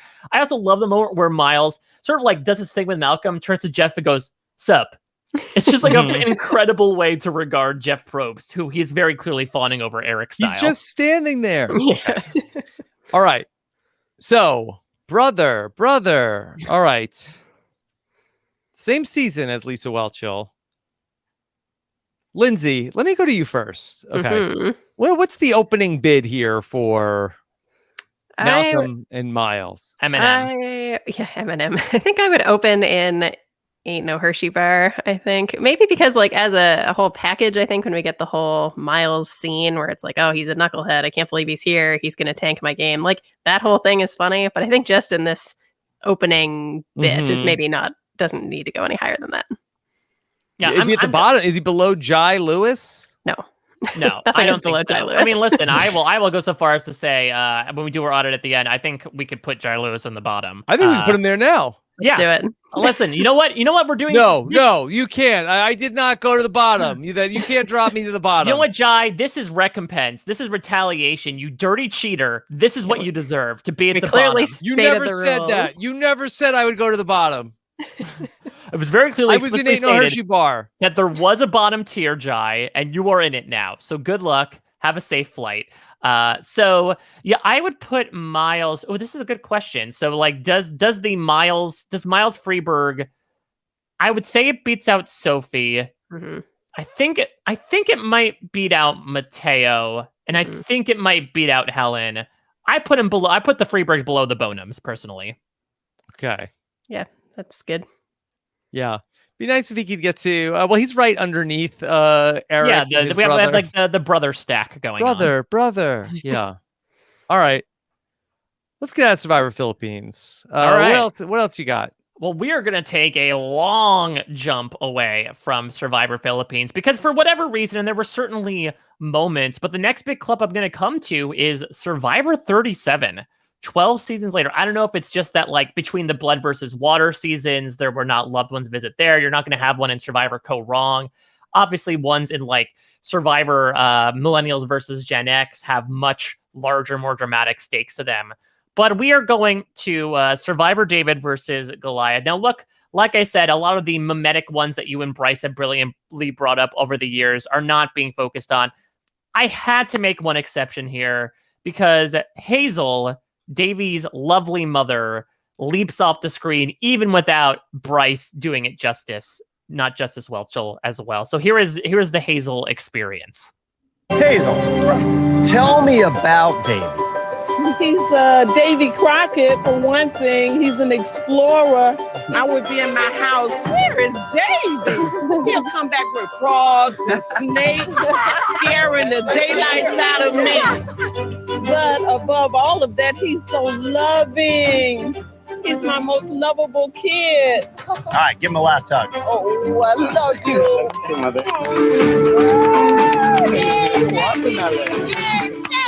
All right, mother. Guess what I caught, mother? An octopus. Oh, my God. So yeah, it's a bit of a composite. I included, obviously, Hazel talking to Jeff, and then the stuff from the reward about them sort of catching up. I love Hazel. Hazel's amazing. I love Hazel, and I love that Davey only refers to her as mother. Mother. Exactly. It's like a very Mateo-like thing, right? Where Mateo would probably do the same thing, but again, in a very different way, considering how Am I different their being too relationship formal? is. Yes. No. I also believe, love and I do believe that Davey doesn't he like tuck in his polo shirt as well when his mother's coming out too. So yeah, the Davey Hazel relationship is so much fun, and Hazel is just a great personality. Of course, the infamous "Where is Davey" clip has been making the rounds on RHAP for the past 3 years, but she's just such a fantastic personality, and the way they work together, to your point, Rob, is so funny. Yes. Okay, Lindsay, any other thoughts on Davey and Hazel? Yeah, as mentioned, I'm one of many, many children, so I love that she says he's my most lovable kid. I like to imagine my mother says that about me. Yeah, do parents give out superlatives, you think, if in large families of like most likely to succeed, class clown, best hair? I mean, I like to pretend that I have won all of the awards, but my siblings would disagree. Yeah. Mike, do you have siblings? I have a younger sister. Okay. Did your parents give out any awards? Who's more lovable? This is interesting, yeah, because we're both millennials, yet we have no awards on our shelf. So if there was done, it was done completely in private, in a private ceremony, and we have not received the awards as of yet. Yeah. I'm thinking about giving out some awards. Yeah? Yeah. You want to tell us what they are? I'm thinking about it. No, it would actually be very easy to do. Who's the class like every clown? category? Yeah. I don't think it would be like tough to like who's the best at this? Oh, that's easy. What's that one? That one. I was gonna say, yeah, the binary choice makes it a lot easier. I think even adding one more in the picture gives it a lot more thought. But if it's like, okay, this or that, I think it's a much easier choice to give than like choosing among 10. Okay. All right. Let's look at the board for Davey and Hazel to answer the question that's on everybody's mind right now. Let's answer the question of where is Davey? Okay. Writes itself, doesn't it? I know that the clip obviously is the great part of it, but I also love Hazel's follow up of like he just bring like a random lizard into the house at times. Like he would never be him going off exploring. It would be him always coming home with some piece of wildlife to let loose in the house. Yeah. All right. So Davey and Mother, not in Forget You, Go Home, Goodbye. Yeah, get out of here, Jai. Yes. All right. So, are they in Ain't No Hershey Bar, or do they go to My Life Is Fine? This is tough because I think like recency bias might convince people to put it in My Life Is Fine, but I'll be candid. I think if we're looking at the scope of things, I don't know if it deserves to go up that high. Okay. I would agree. I tend to think of this a little bit more like the Taj moment where it's like, this is actually pretty nice, where she's just like loving on Davey and makes one kind of funny line. Whereas I don't think it's like the whole thing is hilarious. I think it's mostly nice. Okay. But I do love Hazel. I think that Hazel should be higher than Malcolm and Miles. Oh, that's definitely for sure. I would put them. I'd say I'd put them maybe behind Taj, because I think that's still the moment of Taj visibly shaking Jeff Probst is a very funny image, and I think there's some fun back and forth with Hazel and Davey, but I don't know if it beats out Taj. Okay, all right, Yeah. Mike, do you have another moment from David versus Goliath? Boy, howdy do I! And look, this will be a little bit of a retread because we covered this in Funniest Jeff Probst Moments, but look. We're talking loved ones moments. I can't not play arguably the oddest Jeff Probst line in response to a family visit ever. This is in response to Kara Kay and her brother. Kara, the thing about a brother-sister relationship, one of you's not the parent. It's a really unique dynamic in the family. Art. It's art. Yeah. So profound. It's so profound. Lindsay, let me get your take on this, and then I want to speak more about this. Sure. So I think, like, when I was going back, I discovered that he kind of starts doing this kind of stuff around Nicaragua. Like, before that, we just have the moments kind of stand on their own. Where Interesting. people... So post heroes versus villains. He's like, I guess I should start talking to these people and finding out, about their families. That's when the questions start getting weird. In particular, in Nicaragua, was there like one relationship of like, oh... He just starts saying, like, he'll start dropping that expression of, like, we're seeing you turn into the little girl. Or, like... yeah, I forgot about that. Yeah, there's a bunch of those. There's at least, like, 4 of them in the first 30 who seasons. turned into the little girl? I know Jane? Ashley did when Ashley Nolan in Survivor Triple H, but I'm assuming some happened earlier as well. Yeah. I think there's one that happens... Yeah, I can't even tell you. Is it Fabio and his mom? Fabio, like, he definitely gets some very specific questions. There's Sash gets a lot of attention with his mom, where it's like, you guys seem really close. Let's talk I know about that Jeff is rather interested in Dan Lembo's relationship with his son, where again, this is like this stoic mafioso guy, and he's like in tears, like sobbing. And his son is like kissing him so much. Also, Yeah. It's So, just oh, you just can't stop kissing your dad, who's been on Survivor for 31 days. I wrote it down. He says, like, Dan, tell me what it was like growing up with your son, and like, tell me of that. And then he says to Sash, tell me about your relationship with your mom. You guys look like you're really close. And it's like, yeah, probably, like mother and son. Anyway, so this is like I think the most egregious example of him trying to get profound like this. Yeah. Now, that being said, this is a Jeff Probst moment. Yeah. This to me is not the loved ones don't do anything. But it's during the loved ones challenge. It's during the loved ones challenge, but this is not an iconic visit. Like, this is that Jeff asks an odd question to one of the loved ones who are minding their own business. Right. I would still consider that a loved ones moment, though. It doesn't have to necessarily involve the loved ones in particular. It could be something that happens during the course of this. And so I do think that, I mean, like Lindsay said, I think I wanted to acknowledge the Jeff Probst moments because that is part of the DNA of the family visit. This would have felt naked were there not at least some mention of some odd Jeff Probst moment where he tries to really spin a yarn around a family dynamic. Yeah, like this is the one that we're having stand in for all the other weird Jeff Probst this is the moments. Avatar. I don't know that I bought it when we did Jeff Probst moments, that this was the avatar for all family visits, and it went very far in Jeff Probst moments. So now when it reverses, when it's the invoice for all Jeff Probst moments in family visits, it doesn't work the other way around. To me, this is skating by this clip.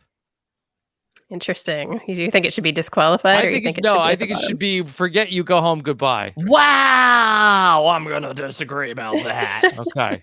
I really want to have Jai at the bottom just on principle. Oh, no, I think he needs to singularly exist at the bottom because he knows what he did. He knows what he did, and like plus Jeff Probst's attitude was kind of like this that. is not a loved one's funny loved one's visit moment. This is Jeff. This is, but it's already got its due as a Jeff Probst moment. Well, then, I mean, there are other things that we have mentioned in other countdowns that I have showed up as well. I'm trying to remember. We've done repeats in the past, and they've been acknowledged as well. Where would you put it, Mike? I would probably put it in like My Life is Fine if this is serving as an avatar of all the odd Jeff Probst things that he says during loved ones visits. Right? If this is a representative of Mike, let's see who the hell you're married to, or I see the little girl inside of you. But this clip already did that in another list, and we already said it represents all clips. Like, I don't want to represent all clips. This feels too high to me. This is literally the list of all the loved ones clips. You cannot have a clip that represents all loved ones clips. But it does in the reverse. In and list. now all the Jeff Probst clips. We're doing that list now. The reverse can work. I'm putting down the Uno card, the reverse card. It goes both ways. We're ranking all of the Jeff Probst clips. You can't have something that also represents all the times that Jeff Probst asked a weird question to loved ones. But it's involved with the loved ones challenge. Oh my God, Lindsay, you're in a difficult position here. Yeah, you're between a rock and a hard place here. Hard stone. This feels too high to me, Mike. I'm so sorry. Yeah, I know. You look very disappointed. I feel like this is maybe like to me, it feels like it needs to be an Ain't No Hershey Bear, personally. Because like if you just have it on its own, and it's, I mean, I know you're saying it's like an avatar, but I think taken on its own, it's not that funny compared to some of the ones that are up in My Life is Fine. Which it is an absurd question. Of course, no doubt. Ridiculous question. Ridiculous question. Certainly. And yes. But yeah. If you were a Survivor fan, like, did you text your other Survivor fan friend the next day and say, like, hey, did you catch that question that Jeff asked about the parent? I mean, it's a different era. There's a lot of stuff going on that I think it certainly caught wind among social media of what the hell is this man talking about? Sure. So I do think that it caught fire more so than, look, Jeff Probst is just standing there. That was a really good impression. Thank you. All right. Lindsay, where do you think it should go? Is this in the right spot right now at the top of Ain't No Hershey Bar? Well, now I'm afraid. Oh God. Okay. What are you afraid of? Mike, mostly. Do not. Nobody fears me, so don't be the first. Oh God. To me, this feels like it should go maybe right below Hazel. Is that unthinkable? I mean, listen, I disagree, but I think I'm being outvoted here. So I don't know. What do you think, Rob? Clear. I think it should be below Sophie and Bobby, but I can live with it here. So nobody's happy. Exactly. Excellent. The sign Perfect. of a true compromise. Exactly. Yeah. Lose, lose, lose. Excellent. That means it's perfect. Yeah. All right, Mike. Do you want to talk about this anymore? Or do you want to move on? Well, you're not gonna like the last one I have. I'll just put it at that. Yes. I'm gonna go to Survivor 40, Winners at War, in which a man who happens to be the host of the show is going to do some talking. Robert, I know you'll take some umbrage with that, but you're going to have to listen to the clip. So Survivor 40 had obviously the biggest loved ones visit ever. Unlike CeCe Heidik, they did fly out to Fiji, and everyone's kids came out. And so when they finally got through all like the Von Trapp-esque introductions, Jeff decides to get into the loved ones challenge before he pulls a big old fast one on them. All right, let's get to the loved one challenge. For today's challenge, all the adults and the teenagers are going to swim out to the deepest part of the ocean, leaving all the kids behind to dig in the sand. All right, I saw some worried parents, but I saw some very excited young people, future Survivor players. Actually, we're going to do something historic for the first time ever. There is no Survivor Loved One Challenge. Everybody's going back to camp. Everybody's going to experience Survivor and create more memories together. And for those 10 seconds, Jeff Probst brought Kid Nation back to life. Yes. Gather up, pioneers. You're We're going out to the deepest part of the ocean. Lindsay, that would be very far out, right? To get to the deepest part of the ocean. I would have to think so. Yeah, like the Marianas Trench, I think, is technically the deepest part of the ocean in the Pacific. Mike, I didn't know you were an oceanographer. I wanted to be a marine biologist when I was in 5th grade, so I guess it's just stuck with me. Okay. Certainly a memorable moment. Lindsay, was this funny? So honestly, the thing that I find the funniest about this is that Jeff makes this comment where he's like, I saw some very excited young people, future Survivor players. And they have this little sound effect, which to me seems almost like the editor's putting in like cricket noises because nobody laughs or reacts. I'm always just like, oh, tough crowd. It's not landing, Jeff. Like, pull the plug. It did sound like, I feel like I heard like this is what the sound that I thought I heard in there. It sounded like I thought I heard like a Sandra Yay in there. She came back from leaving the edge of extinction from Ponderosa to be like, all right, I'm going to come join this thing. I'll hold the camera for a few minutes. Yeah, so bring in your loved ones and Sandra. This is very, very comparable to me to the like, oh, they'll be taken and executed or whatever from Nicaragua. Yeah, where like just really dry humor just doesn't work out. Yeah, like this is very reminiscent of that. Mm-hmm. Yeah. Wasn't that from a loved one's visit also? Should that have come back? Yeah, it could have. It could have, but I elected not to. Okay. So that's my issue here. If it was the most memorable loved ones visit, season 40, everybody's loved ones get to be in there. But who was this funny to? It wasn't like awkwardly funny. I mean, it's a little awkwardly funny, I think. I also do like the idea of Jeff's like just completely rolling with it, being like, okay, we're going to do this challenge because I think the more you think about it, the more ridiculous it seems, right? Okay, we're going to have like 50 people competing in a challenge where adults and teenagers are going to swim out to the Marianas Trench and dive down for something. And you're going to have a bunch of Marianas Trench on the edge of extinction. Yeah, exactly. This trench is called Milano. And then you're going to have a bunch of like 5-year-olds digging in the sand while Jeff is yelling at them to dig kids. It's a funny concept to me. And I think, unfortunately, it also does inform sort of like the Jeff Probst quote from the finale, right? Of like, hey, if you're a teenager, apply for the show. He's already making reference here, like we're going to be seeing future Survivor contestants from these children next year. Mike, did I tell you that when in the Game Changers finale, when to go back to the dig woman of it all, that when Cirie is getting her ovation from the crowd, that Jeff says to her, "Enjoy it, woman."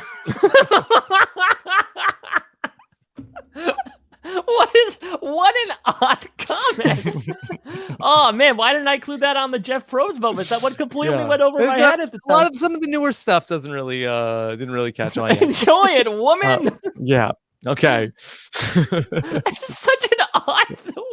I'm pretty sure that's the line on "Enjoy It, Woman."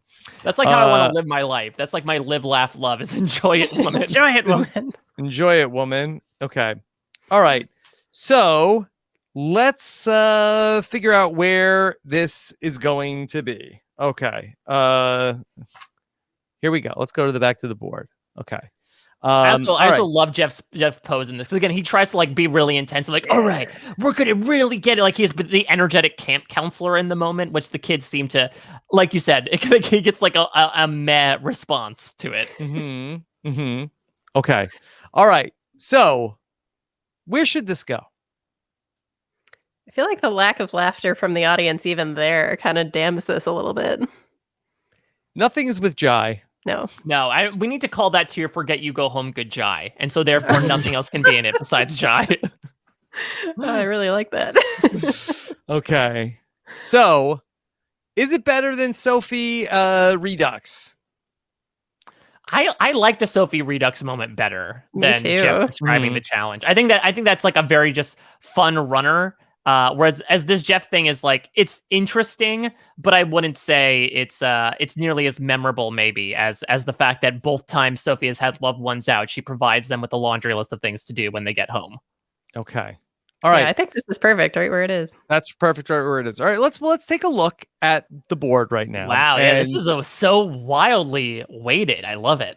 Okay. All right. So at the very bottom, the worst clip we found is "Forget You, Go Home, Goodbye, Jai Lewis." Yeah, because again, it's not particularly funny. I mean, it is, I think, entertaining to have him quibble with the host of the show that he has been invited to, that he cheated. Again, humor is subjective, so people can absolutely say if these clips are funny or not. But I do feel like maybe unlike these other ones, there's an element of the other 19 clips that this one doesn't necessarily have. Okay.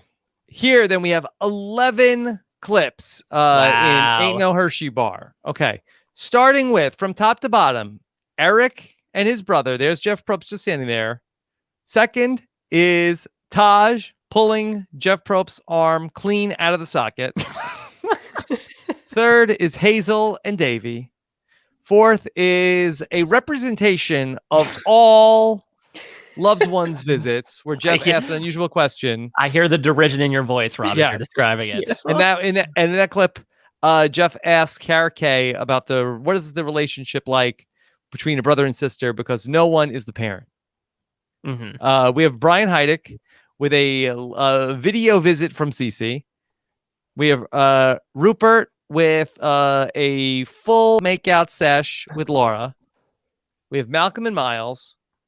We have Jim and Helen. We have Matthew and a formal dinner with Mom. We have Sophie's shopping list, and Jeff asking the kids to participate in the challenge. Yeah, so I think this is the tier that probably might have the most shuffling around, especially now that we look at the full spectrum of things. Okay. Either ones that can be moved up out of this tier, or just shuffling around in the tier itself. Yeah, Lindsay, do you see things you want to move? I mean, I feel like, geez, I'm a little worried that Brian might be a little too low. I kind of agree as well. Yeah. I know that we said at the time, like, yeah, this is fun. You know, it's weird, but I think considering the weird stuff we have given the bump to, and the fact that the clips will come before it are like, you know, kind of chuckle worthy, but this has a lot in it. I do think that CeCe Heidik holds a lot more weight in retrospect. Yeah. Okay. How high should it go?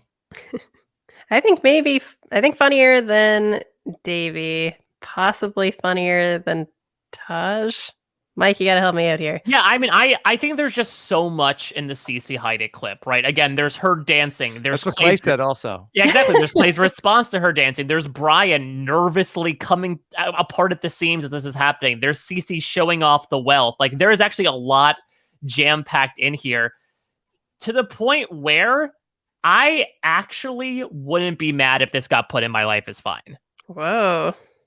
It's a big bump. I'm looking at it compared to these other moments, and I feel like this has more to it than he's just Some standing of these there. things are segments versus like, oh, that was a funny line. Mm-hmm.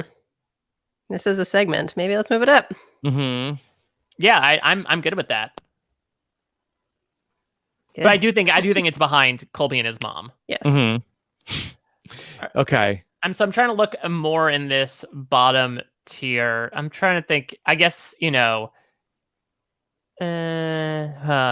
are Rupert and Laura too low? What do we think about Jim Glover? Is he too high or too low? He's Lindsay. the only other one that I might think about moving. I'm pretty happy with the rest of how this tier looks. How high would Jim go? Yeah. I feel like he could potentially go above Rupert and Laura, but Mike, I feel like you're pretty attached to them. I mean, they're attached Both to each involve other. doing gross stuff with your mouth. 100%, I actually do like them back to back. Yeah. You know what? I would put Helen. I would put Jim above Rupert and Laura. Yeah. Because I think that as amorous and weird as it was for Rupert and Laura, I do just love the runner that, again, the loved one's visit is supposed to be sweet and like, oh my God, I can't believe you're here. And Helen is outright yelling at her husband, like, you better win this. Come on. She's basically she's like a hockey dad, right? She's like a stage mom. I like the synergy also of like Jim just completed that challenge and Laura is about to partake in it. And she's got to do a gross challenge and then compete against the other survivors. Well played. Yeah. The only other one that I would think of is I wonder if it's worth it to swap Taj with Eric. Mm-hmm. I'm fine with it either way. Yeah. Sure. Taj and Eric, sure. We have the synergy of like both of like pulling an arm here, or pointing. Yeah, exactly. Yeah. Exactly. Okay. In response to Jeff Probst. All right.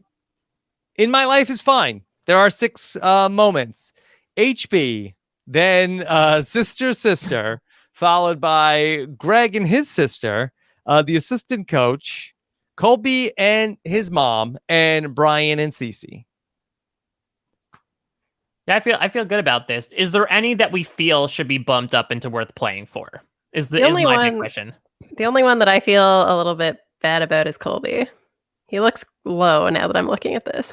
Mm-hmm. Yeah, I don't know. Because I like assistant coach more than Colby and his mom. Because again, assistant coach has so much comedy in it that it feels like it has to be above Colby's mom at least. Yeah, fair. Okay. He brought his assistant coach out to the survivor. They're not doing anything weird. All right. Yeah, this is good, I think. The top 3. Mm-hmm. Dead Grandma, Colby and Reid, and cousin Robbie. Yeah, I think so. I think this makes sense. I personally would put like sister up there, but I understand why it's in My Life is Fine. I think these 3 very. I'd have it lower. These 3 are very funny, very iconic, very memorable loved ones visits. They check all 3 boxes in that regard. I think they're really 3 of the only clips to do so. Mm-hmm. Okay. Lindsay, you're good.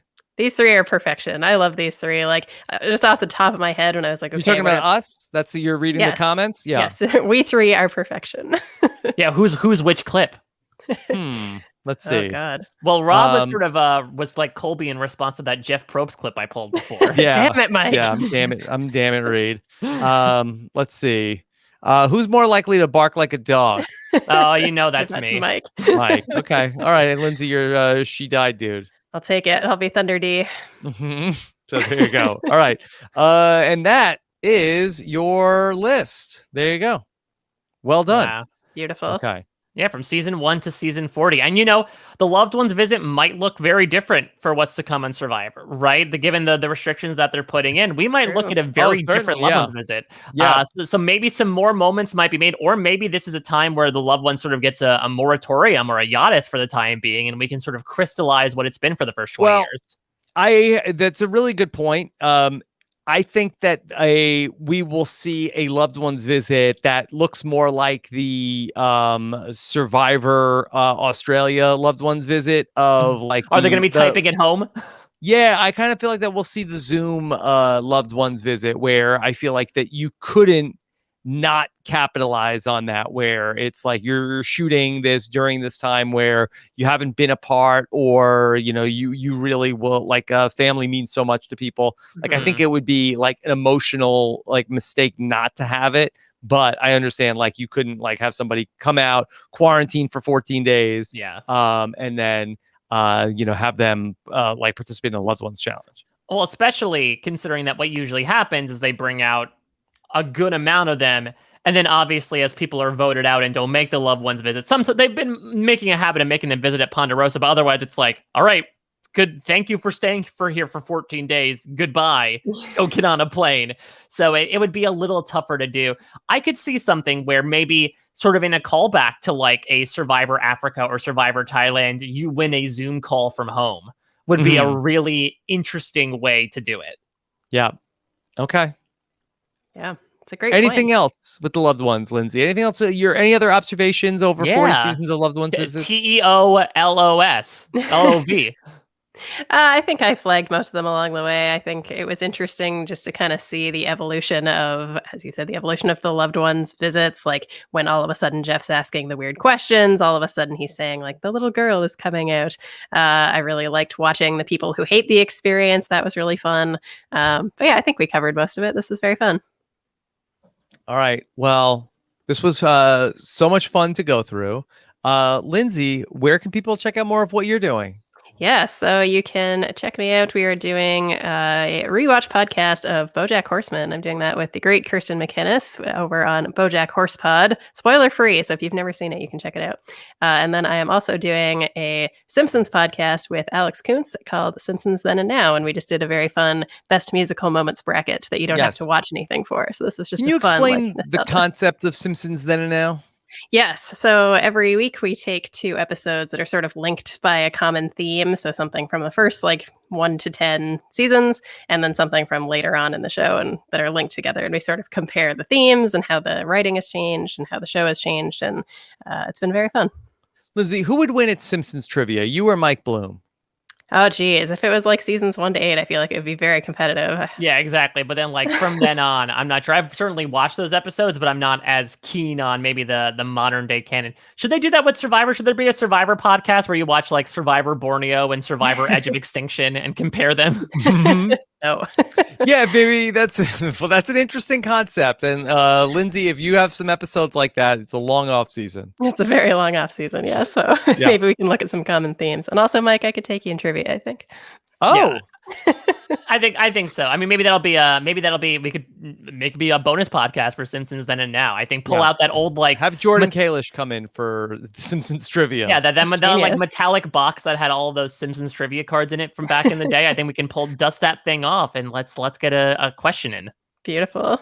Okay, Mike, what's coming up for you? I got a lot of things going on in the podcast sphere. Here on the reality TV home base, of course, Rob, you, me, and Jessica Leese are covering Tough as Nails, going into the back half of that. That has been a lot of fun so far. Shane, Gus, and I, as I mentioned before, are finishing up our coverage of Survivor South Africa Champions. We are doing the finale next week. It has been a super fun, super ridiculous season to cover, and it really has sort of whetted our appetites for season 8, which you say long off season, but we're going to get some new Survivor coming in a little over 2.5 months. So that's going to be coming soon, including maybe some preseason tea from us that should be coming your way in a couple months. So be sure to check that out. And then, of course, over on the scripted side of things, Josh Wigler and I are going down the hatch. If you want to see me talk about islands in a different variety, we are on the the final bend towards the end of season 4, which has just been a really incredible time.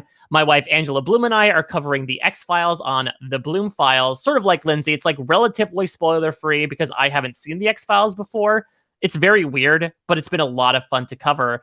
And then one more thing to pile onto the plate is I'm very excited to say that I have joined the Everything is Super team, Kevin Mahadeo and LaTanya Starks, to cover The Falcon and the Winter Soldier, which is premiering this Friday on Disney+.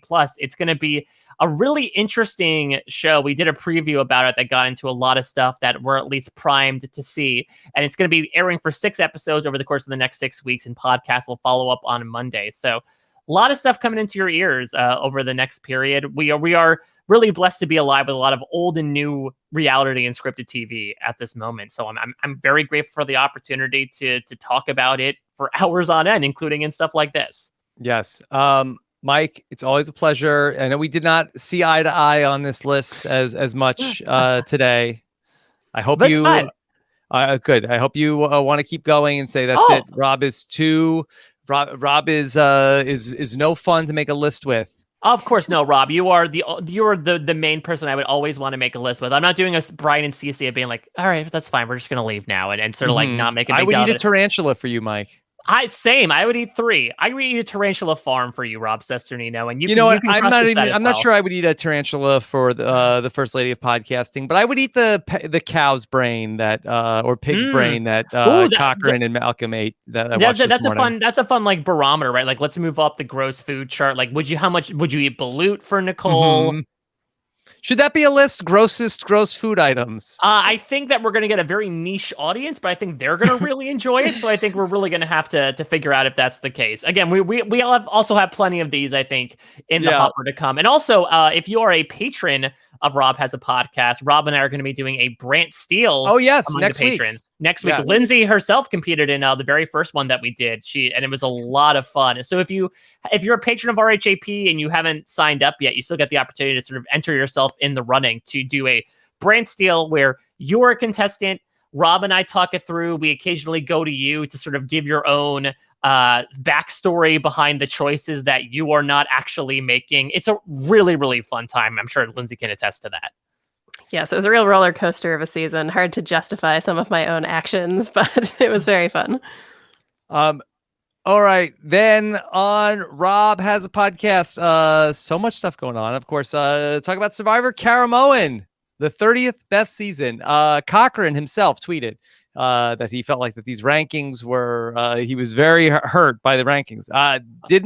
Don't blame me. Yeah, not hers worse than the sunburn. I mean, listen. No offense to Cochran.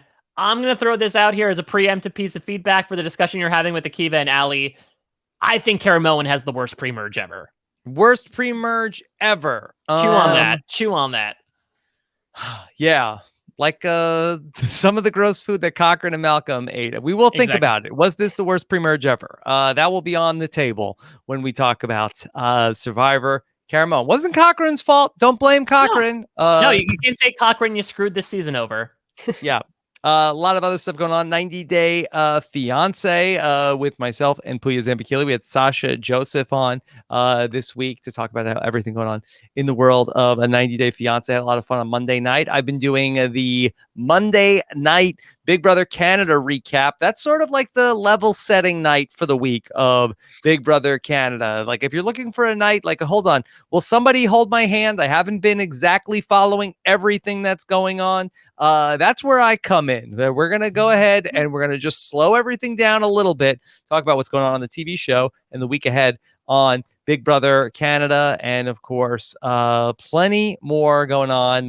Tough as nails. We're going to be talking about Beauty and the Geek with Jenny Autumn this week, myself and Chappelle on the RHAP Rewind. So lots of fun stuff going on. robisawebsite.com for everything we're doing, and robisawebsite.com/patron. Find out everything we have going on in our Patron podcast feed. All right, Lindsay, this was so much fun to get back together with you. Yeah, all right, so much fun. Until next time, take care, everybody. Have a good one. Bye.